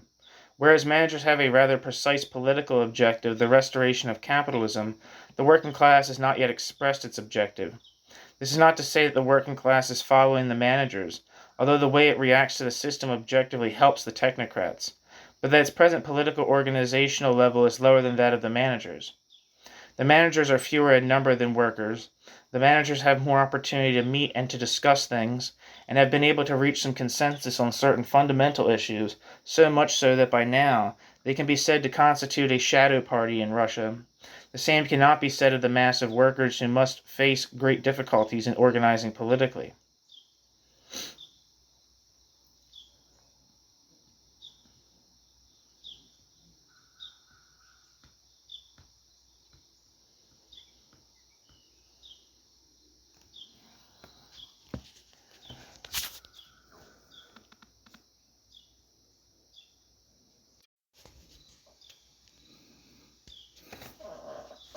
New section, Section 6, The Peasant World. The history of the Bolsheviks and later of Soviet power is to a large extent a history revealing rather difficult relations with the peasants in the countryside. Lenin had summarized the Bolshevik politics in a series of articles in 1913. According to Lenin, footnote. See the articles on the quote agrarian question in Lenin's collected works, volume 19. Similar points were made earlier. End footnote. According to Lenin, the process of capital centralization proceeded in a contradictory manner in the countryside. A myriad of small farms stood next to large capitalist enterprises in which farm owners were forced to work part of the year in the factories in order to survive. This was agrarian capitalism that on the one hand exploited the small farmer, on the other kept him tied to a small piece of land and nurtured his entrepreneurial spirit. The part owner, part proletariat farmer was an untrustworthy ally both sociologically and politically, as was demonstrated by his vulnerability to the social revolutionaries. They always make it social revolutionaries, it's socialist revolutionaries, petite bourgeois propaganda. It's very important to note here that there's a very this generic use of the word farmer, as well as the generic use of the word peasant, is very, very sloppy. The way we colloquially use farmer, that might be good for like everyday conversation, but when you're talking about social formations and their internal lives, the generic use of the word peasant and farmer is not acceptable. Understood as a general scheme, these Leninist theses are somewhat one-sided in light of the Chinese experience. Lenin himself was rather flexible on this point. Footnote. The Chinese experience proves how the peasant masses can develop a revolutionary role of the first order, how they need not be mere subordinate and untrustworthy allies of the rural proletariat, which is a, quote, proletariat in every respect. The same applies to the vast masses of semi-proletarian peasants who are being crushed by the increasing concentration of landed property, which in the backward countries adds to the weight of imperialist exploitation. In such a context, the objective interests of the semi-proletarian strata of the peasantry become increasingly more anti-capitalist. To look to the reconstruction of small peasant property would simply be utopian. Perhaps today the proletarianization of the intermediate strata is much more advanced than in 1913. The Chinese peasants of 1927 were in large measure semi-proletarian in Lenin's sense. However, a certain strata of the Chinese peasantry rented very small plots of land, and it should be noted that they were perceived by the Chinese Communist Party in a manner quite different from that of the Bolsheviks. End footnote. Nevertheless, it portrays an indisputable reality of pre-revolutionary Russia. Since the Russian workers' movement developed decades after the peasantry's movement, and even then it was weak and divided, the former was forced to operate mainly in the cities among the urban proletariat, leaving the countryside to the Narodniks who already had a solid foothold there. The resulting gap separating the Bolsheviks from the countryside would have required much time and patience to bridge. The new economic policy and the market, restored after the period of war communism, contributed to partial reconciliation. Yet by 1923, the problem of relaunching Soviet industrial development became very urgent. The Trotskyist opposition proposed the following line: a country surrounded and threatened by invasion must industrialize as rapidly as possible, aided by the exploitation of the agricultural sector and the appropriation of its surplus by the industrial sector, the so-called, quote, primitive socialist accumulation, end quote. Footnote.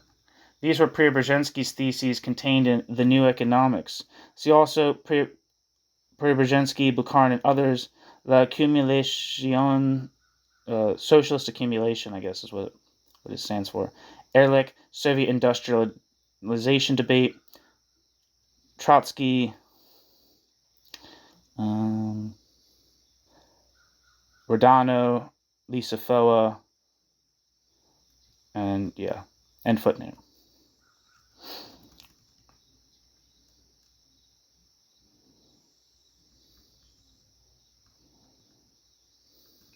Preobrazhensky's Trotskyist propositions were a little more sophisticated in their vulgar version. Actually, Preobrazhensky did not propose the exploitation of agriculture as a whole, only certain sectors, i.e. the middle and rich peasants who were monopolizing the surplus. The Stalinist center, worried about its alliance with Bukharin's pro-peasant right wing, refrained from adopting the opposition's theses. Footnote. From our perspective, if the position of the opposition did not correspond to the Stalinist caricature portrayed by Daub, it was vitiated by that Jacobinism, and therefore by a masked paternalism, recently noted with much insight by Sempron. End footnote.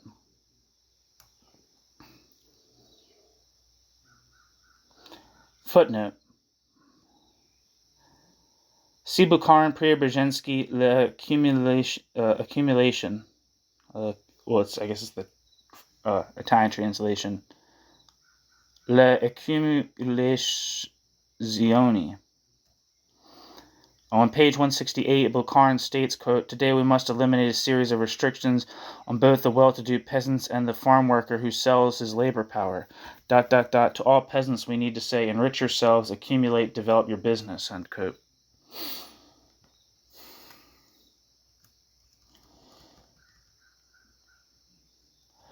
The left was a threat. Any thesis that advocated the necessity of rapid industrialization, implying a resurgence of the Trotsky-Zinoviev group, could not in any way be accepted. Only after the opposition was dispersed could the Stalinist group assert itself over the weaker Bukharin alternative to launch a rapid industrial growth. It did so, however, in a bureaucratic manner, partly to recoup lost time. The need for industrialization had been clear from 1923 to 24, and partly to offset the fear of imperialist aggression. Forced collectivization was imposed almost unexpectedly from above, without any real mass movement. Previous opportunism turned into bureaucratic subjectivism. The bureaucracy did not stir up the masses, allying peasants and poor workers, since it was not in its interest to do so. It performed a series of tragic abuses which even Stalin had to acknowledge. See Stalin, Problems of Leninism. Engels had once said that the peasants had to be convinced, not provoked, something that the Chinese have remembered but the Russians have forgotten. Hence, encounters with the peasantry were often marred by armed conflicts, massacres, and agricultural sabotage, peasants slaughtering animals, etc.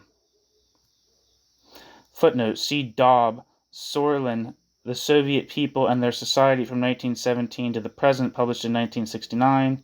Kiofi, On the Forced Collectivization, see Gadi, Mitrani, Marx Against the Peasant, published in 1951, and DeLeo.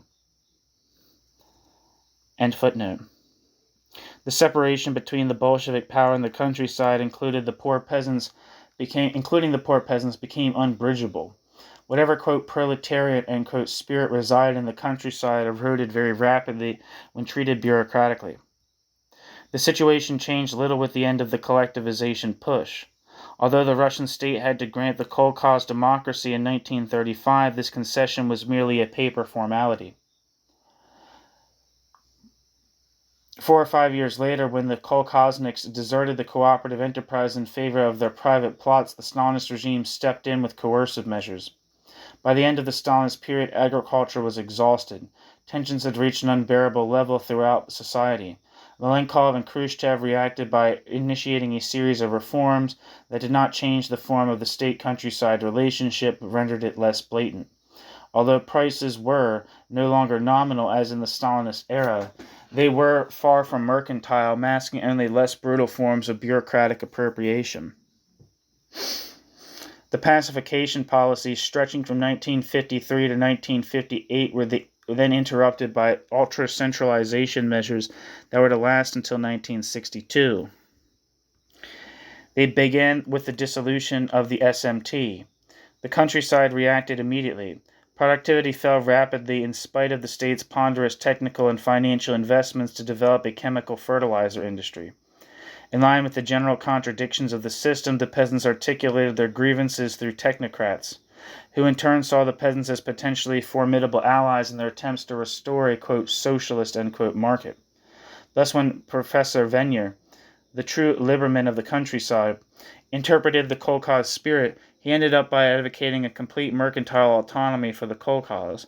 35 years after collectivization, wrote Venier in 1964, the proprietor spirit of the Soviet farmer, trampled by bureaucratic treatment, reemerged in all its seriousness and forced the bureaucracy to make a difficult decision, either a capitalist market in the countryside or a continuation of the silent strike. New section, Section 7, Revisionist Economic Theories. Economic revisionists have produced an abundance of scientific works, but their positions serve more to obfuscate than to clarify. Thus, it is more useful to examine Bruss's writings on the functioning of planned economies as the most organic work. Footnote: see Bruss, The Market in a Socialist Economy, and his article, Political Economy and the Relationship Between Economy and Politics Under Socialism, in the book The Economics and Politics of Socialism, Collected Essays, published in 1973. The theories of the revisionists were diffused in Italy by Piet Nera's Capitalismo e Economia Politica. For an analysis of the various revisionist groups, see Wiles, The Political Economy of Communism, published in 1963, and also note that, quote, socialist mercantile, end quote, categories are defended in Varga's Testament, published in Milan in 1970, whose authenticity is a matter of some controversy. End footnote. While Bruss does not differ substantially from Liberman and his colleagues, Ota Sik,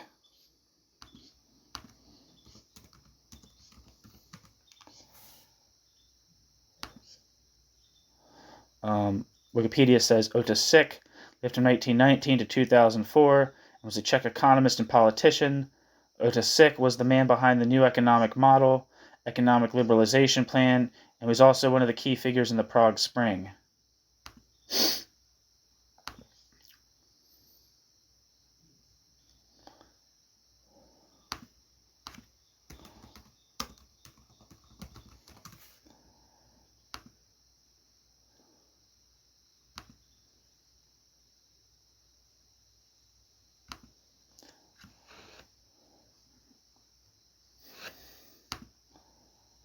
According to Wikipedia, Władimir Brus lived from 1921 to 2007. Brus was an economist and party functionary in communist Poland. Brus emigrated from Poland in 1972, removed from power after the 1968 Polish political crisis. Brus spent the rest of his life in the United Kingdom.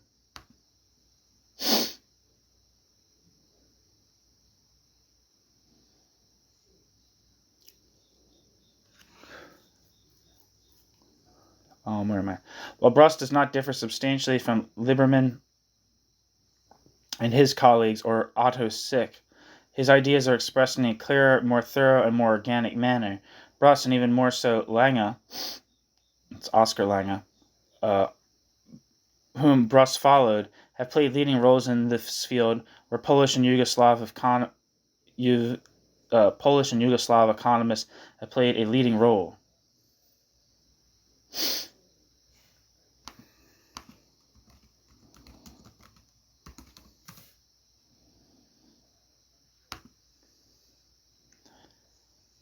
According to Wikipedia, Oscar Lange lived from 1904 to 1965 and was a Polish economist and diplomat. Oscar Lange is best known for advocating the use of market pricing tools in socialist systems and providing a model of market socialism. Oscar Lange responded to the economic calculation problem proposed by Ludwig von Mises and Friedrich Hayek by claiming that managers in a centrally planned economy would be able to monitor supply and demand through increases and declines in inventories of goods, and advocated the nationalization of major industries. During his stay in the United States, Lange was an academic teacher and researcher of mathematical economics. Later in socialist Poland, he was a member of the Central Committee of the Polish United Workers' Party. And where else am I? What else was I looking up?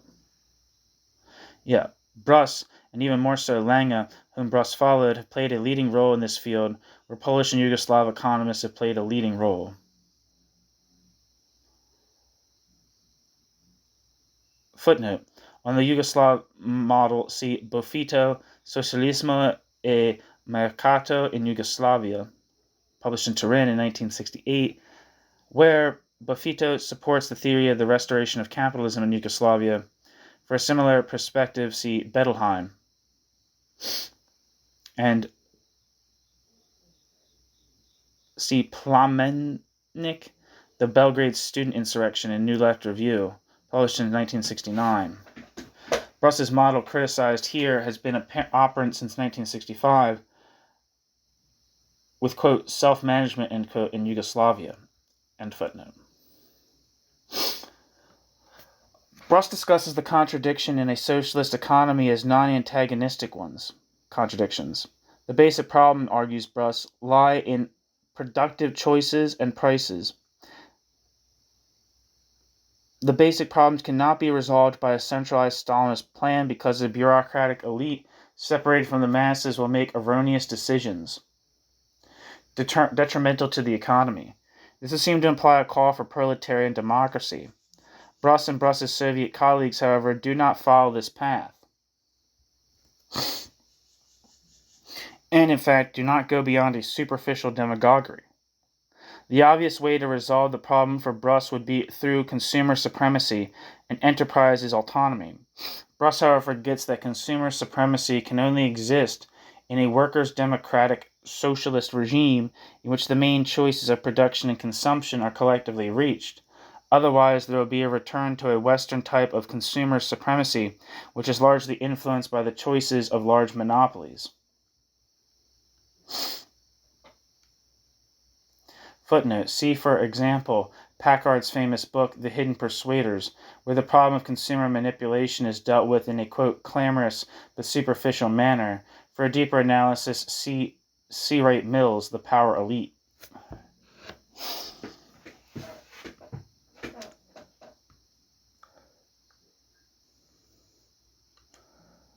End footnote. The existence of business autonomy in the production sector does not postulate a socialist democracy as much as a capitalist market anarchy and all that it entails. Bruss specifically argues that enterprises must be able to choose the type and quantity of goods to be produced, their own suppliers, their production and work rhythm, as well as their own sources of financing. They choose not according to socialist criteria, the realization of social objectives democratically decided by the collectivity, but according to profit, realized in competition with other enterprises on the market, facing the economic risk associated with all this. Profit, competition, failures, unemployment, etc. would be socialism. As for prices, Bruss claims that they should not be pre-established for all goods. The prices of consumer goods are to be established by the market, while the prices of, quote, socially useful goods, end quote, should be set by the plan. Bruss's schema clearly delegates primacy to the market rather than to the plan. It is also clear that very few products fall into the category of, quote, socially useful goods, end quote. Even the price of capital goods are to be established by the market as a matter of principle. The binding intervention of the plan is thus seen as an exceptional case. Such an economy, however, is socialist in name only. The objectives of production are not established in a democratic centralized manner, but by autonomous productive units competing on the market for profit.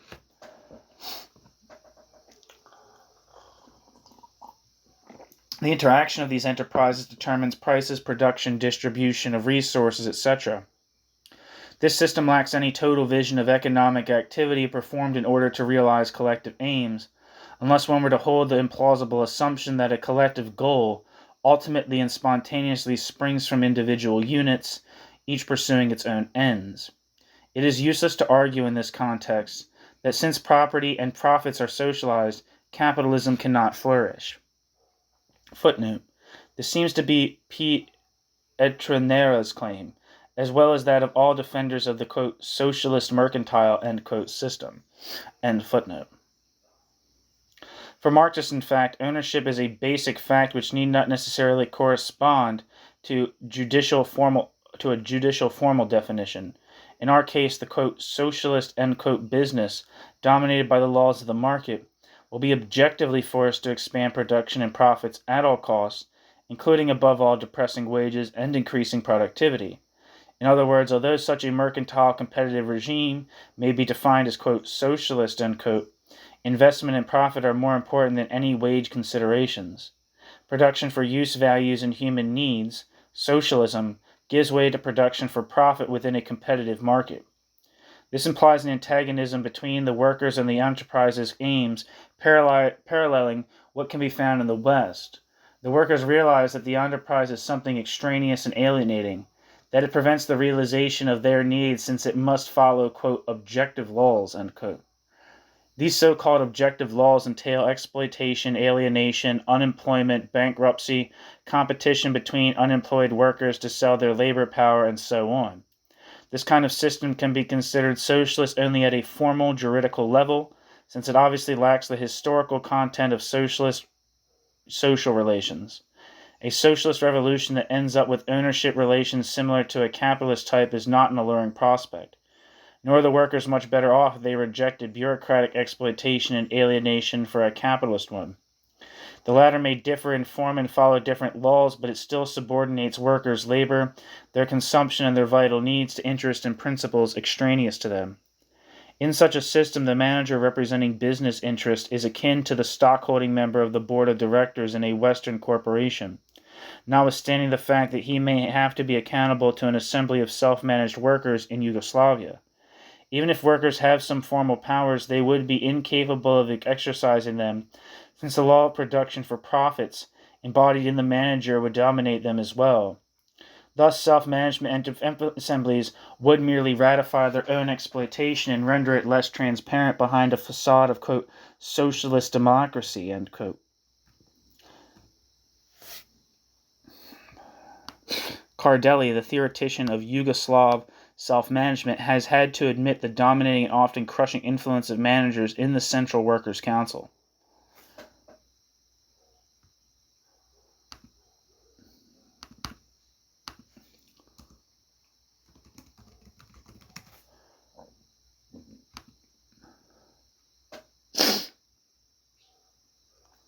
I'm not sure if this is the right person, but it probably is. It says Edvard Cardelli also known by the pseudonyms Bevsh, Speranz, and Christoph, was a Yugoslav politician and economist.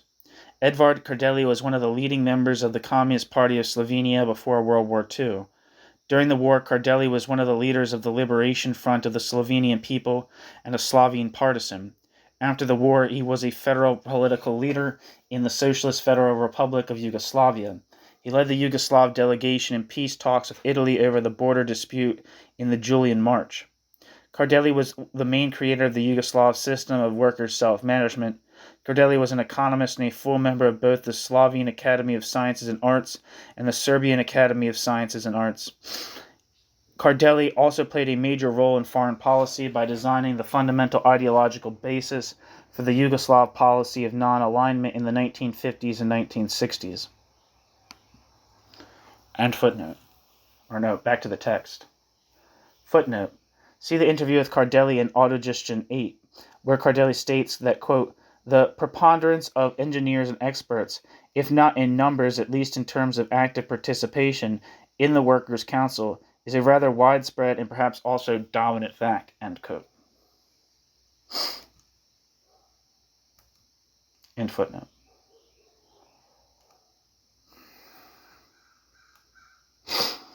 Workers tend to delegate their power, and in this context they could not do otherwise and limit themselves to merely controlling the operation.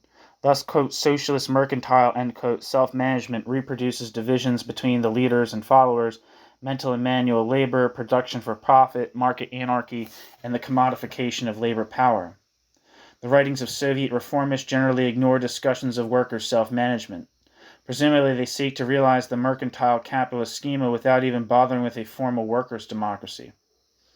One Russian manager I previously mentioned, Antonov, for example, talks about reinforcing managers' rights, implying that even a facade of workers' democracy is unnecessary.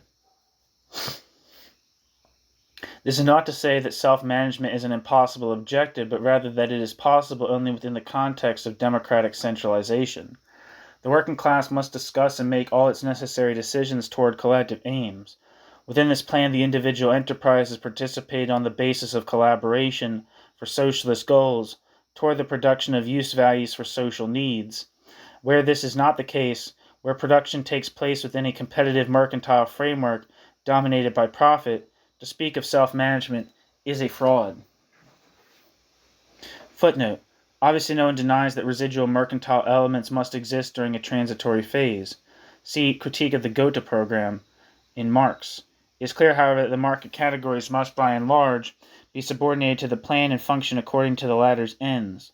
On this, see the Sweezy-Bettelheim debate on the transition to socialism, which I guess is a book, where it is shown that when the plan-market relationship shifts in favor of the market, one cannot talk of a, quote, socialist perspective, end quote.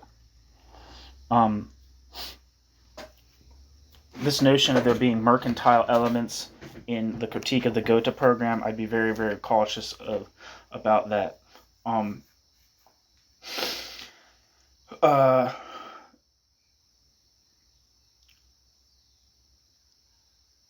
Insofar as in like a lower stage of communism, there's still like not every consumer item is free in the sense of not corresponding to like some kind of labor input, or the idea like the basically like the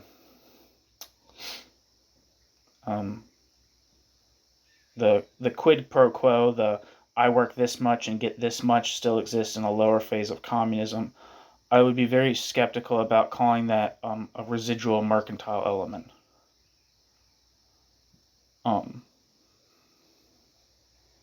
Yeah. Anyway, end footnote. New section. Section 8. Growth perspectives of bureaucratic collectivism. At this point, we can specify the perspectives for the development of bureaucratic collectivism. Clearly, such a system cannot develop in rich countries where production is so articulated and complex that it cannot be harnessed by a bureaucratic plan. Undoubtedly, such a system can be superimposed through, e.g., a military invasion, precisely what happened when the Soviet system was transplanted to Eastern Europe. Nevertheless, when such a, quote, external, end quote, imposition does not correspond to the existing situation and level of development of the internal productive forces, it rapidly enters into crisis, is artificial and short-lived, even in relation to the duration of bureaucratic collectivist systems, which, as we have seen with the Soviet case, quickly enter into crisis. Bureaucratic collectivism can therefore arise naturally and develop only in undeveloped countries. This, however, does not mean that a solution of the Russian type is inevitable in poor countries, as Karan and Mogilevsky seem to argue.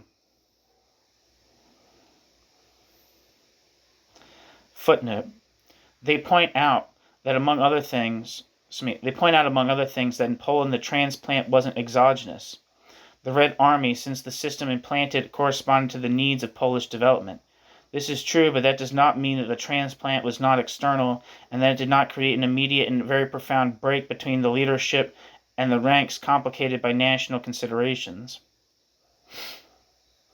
In Poland, the process whereby the state apparatus gained a high degree of autonomy was not due to endogenous historical circumstances, but to the imposition of a bureaucratic elite with the help of the Red Army. End footnote. For a solution of this type to take root, the bureaucratic apparatus must become autonomous from the classes composing civil society.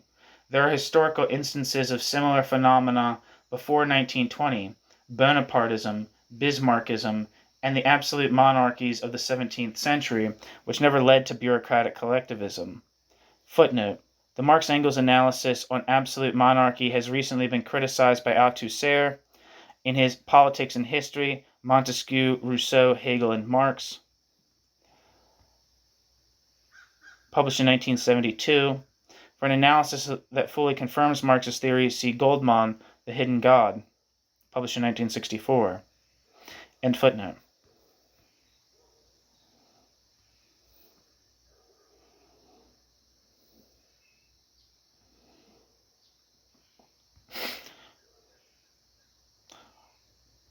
One reason, among others, was that it was impossible for the state to direct the whole economy on its own in the 19th century.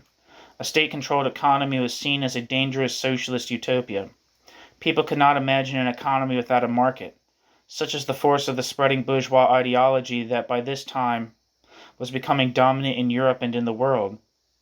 Under these circumstances, a bureaucratic collectivist regime could only emerge from the degeneration of a socialist revolution. It can only be the work of a political bureaucracy unaccustomed to traditional bureaucratic patterns and not imbued with any reverence for private property.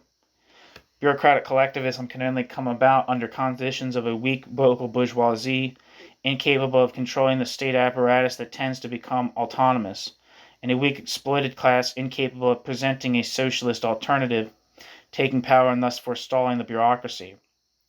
Presently, there are strong counter-tendencies impeding the proliferation of bureaucratic regimes. One is rooted in the socializing and conditioning effects of imperialism to which, by now, the national bourgeoisie of poor countries are tied. In fact, imperialism has no interest in the spread of the Russian experience since bureaucratic regimes tend to centralize national resources in order to develop. Thus, they invariably oppose imperialist appropriations. Footnote. The main aim of imperialism is to extract surplus and not to export capital, as Lenin maintained. See Yali, The Pillage of the Third World, published in 1968, The Third World and the World Economy, published in 1969, Imperialism in the 70s, published in 1973, Gunder Frank, Capitalism and Underdevelopment in Latin America, published in 1967, Hamza Alavi's article, Imperialism Old and New in the Socialist Register, 1964, also Magdal's The Age of Imperialism, and Stavenhagen's Les classes sociales dans les sociétés agraires. End footnote. Another counter-tendency derives from the revolutionary movement, which has become aware of the possibility of a bureaucratic degeneration. The Cultural Revolution was a first reaction to rising bureaucratic tendencies. Similarly, Amilcar Cabral in Africa attempted to check this phenomenon during the stage of struggle by creating an organic and dialectical rapport between the vanguard and masses. Footnote, see Chalion, Armed Struggle in Africa, Davidson, The Liberation of Guinea, Albano, Il Socialismo Africano e l'ideologia di Amilcar Cabral. Some experiments have happened in Colombia. See Torres' article, Social Change and Rural Violence in Colombia in Revolutionary Priest, the complete writings and messages of Camilo Torres. End footnote.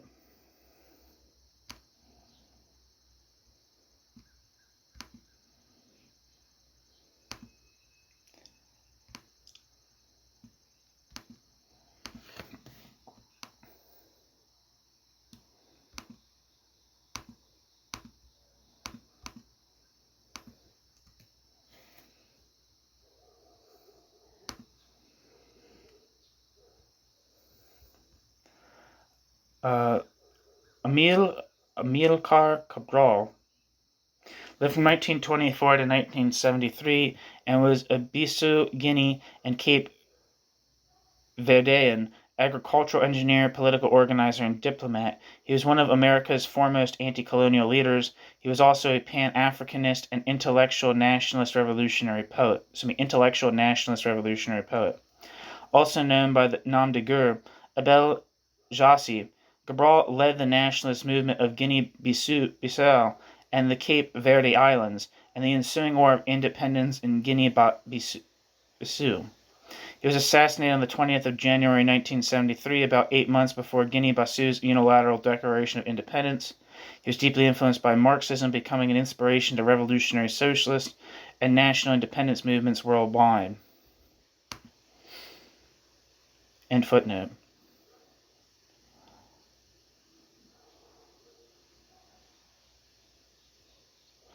The expansion possibilities, not end footnote, but back to the text.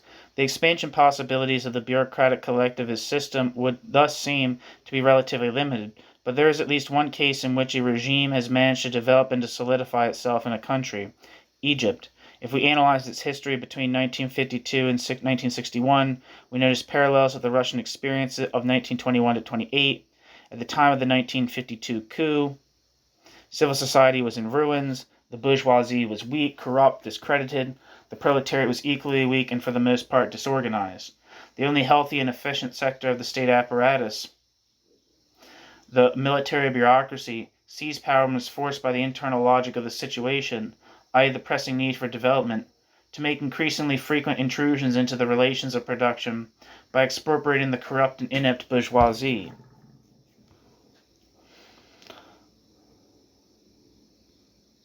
Footnote. On this point, see the very good work of Anwar Abdel Malik,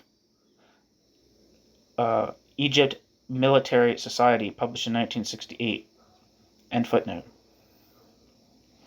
The process culminated in 1960 to 61 with the laws of nationalization, which literally destroyed whatever remained of the large and medium bourgeoisie.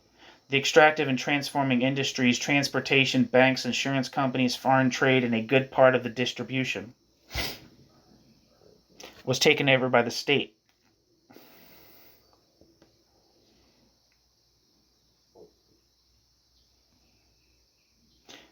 Footnote. After these laws, the public-private sector relationship was overturned. Malik writes, quote, but there can be no doubt that this sector, bracket the private sector, Antonio Carlo, end bracket, in a way provided a source of contribution to the public sector, and that it was hardly possible, even theoretically, to talk of equality between the two sectors, end quote. End footnote.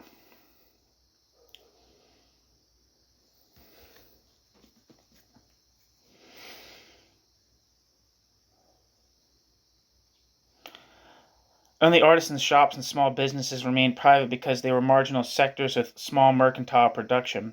Land, however, was generally organized in vast cooperatives that were more or less rigidly controlled by the state in a way resembling the Russian kolkhoz. Footnote. On this, see Sorel, not George Sorel, but Sarel. On page 1 page 1797, we read, quote, two types of productive relations became predominant towards the middle of the 1960s in the Egyptian countryside: the capitalist and feudal types of large property, and the bureaucratic type within the cooperative framework, which transformed, tended to develop a combination of two types of relations, end quote. End footnote. Some old capitalist property remained until 1966, when it began to be liquidated, although in a contradictory manner. Footnote. That this tendency develops in a bureaucratic direction is not doubted by Searle. It's probably Searle. Quote, the road that Egypt has chosen to modernize itself approaches very closely that of the popular democracies. Statization of the industries, measures tending toward collectivization in the countryside, formations favoring these policies, and formations of a planning bureaucracy united into one party. The coexistence of capitalism and bureaucratic collectivism in the countryside is nothing exceptional. Popular democracies in their beginnings offered the same picture, end quote. End footnote. In essence, the economy is dominated by the state, which with remnants of little importance or concentration left in private hands. It is not accidental, then, that one faces the same problem in dealing with the Egyptian system as with the Soviet system. Managerial society, state capitalism, bureaucratic collectivism. And it's also not accidental that Egypt should have experienced economic dysfunctions similar to those of the Soviet system. Footnote.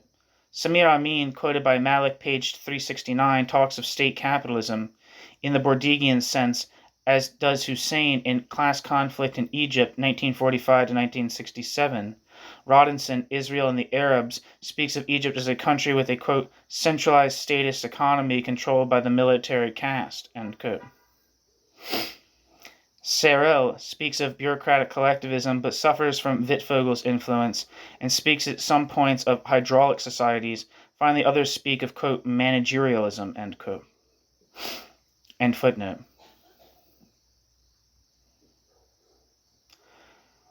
New section. Section 9. Conclusions. As we have seen, then, under the crust of an apparently monolithic structure, Russian society is torn apart by enormous contradictions and ponderous forces pushing toward the restoration of capitalism. This does not mean that between 1960 and 1965, the years during which the crisis became evident, the plan operated in an illusory manner. Likewise, in capitalist societies, the presence of contradictions and forces pushing towards socialism certainly does not mean that socialism is a working reality. The Russian bureaucracy has established a system that denies the laws of the market, but being an antagonistic system, develops tensions and contradictions that can be overcome in only two ways, either by moving towards socialism or by restoring capitalism, which would then obviously regenerate the contradictions of capitalism, end parenthesis. The history of the Soviet Union proceeds through various phases. 1. The phase of the revolution and the civil war between 1917 and 20, during which the imperialist encirclement began. 2. The bureaucratization phase, 1920 to 28, in which the party based itself on the state, in fact became its leader, and became autonomous from the masses. 3. The phase of bureaucratic collectivism, 1928 to 1965, during which the bureaucracy appropriated the productive apparatus and became a class. 4. The phase of the restoration of capitalism, which began with the 1965 reforms and is now in progress. We have outlined a schema or model based on the Soviet economy, which is also applicable to other countries, Eastern Europe. In so doing, we have followed the example of Marx, who studied capitalism at its highest point in 19th century England, since it is from the highest level of development that the basic characteristics of a certain type of economy can be obtained. Just as there are anomalous and exceptional capitalist forms, there are also differing bureaucratic collectivist forms. In this theory, the central element to consider is the prevalence of the bureaucratic and centralized plan over mercantile categories. Even the economic laws that we elucidated, the disproportion between the primary and secondary sectors, the growing waste of resources, the low productivity of labor, were revealed as tendential laws realized through oscillations extenuations, and occasional modifications. As for China, we have often counterposed the Chinese experience to the Russian one, and undoubtedly China today expresses the highest level of revolutionary practice. We must, however, make clear that the Chinese experience is complex and contains serious contradictions that could bring about, if not positively resolved, a regression toward the Russian model, a danger which the Chinese are the first to admit.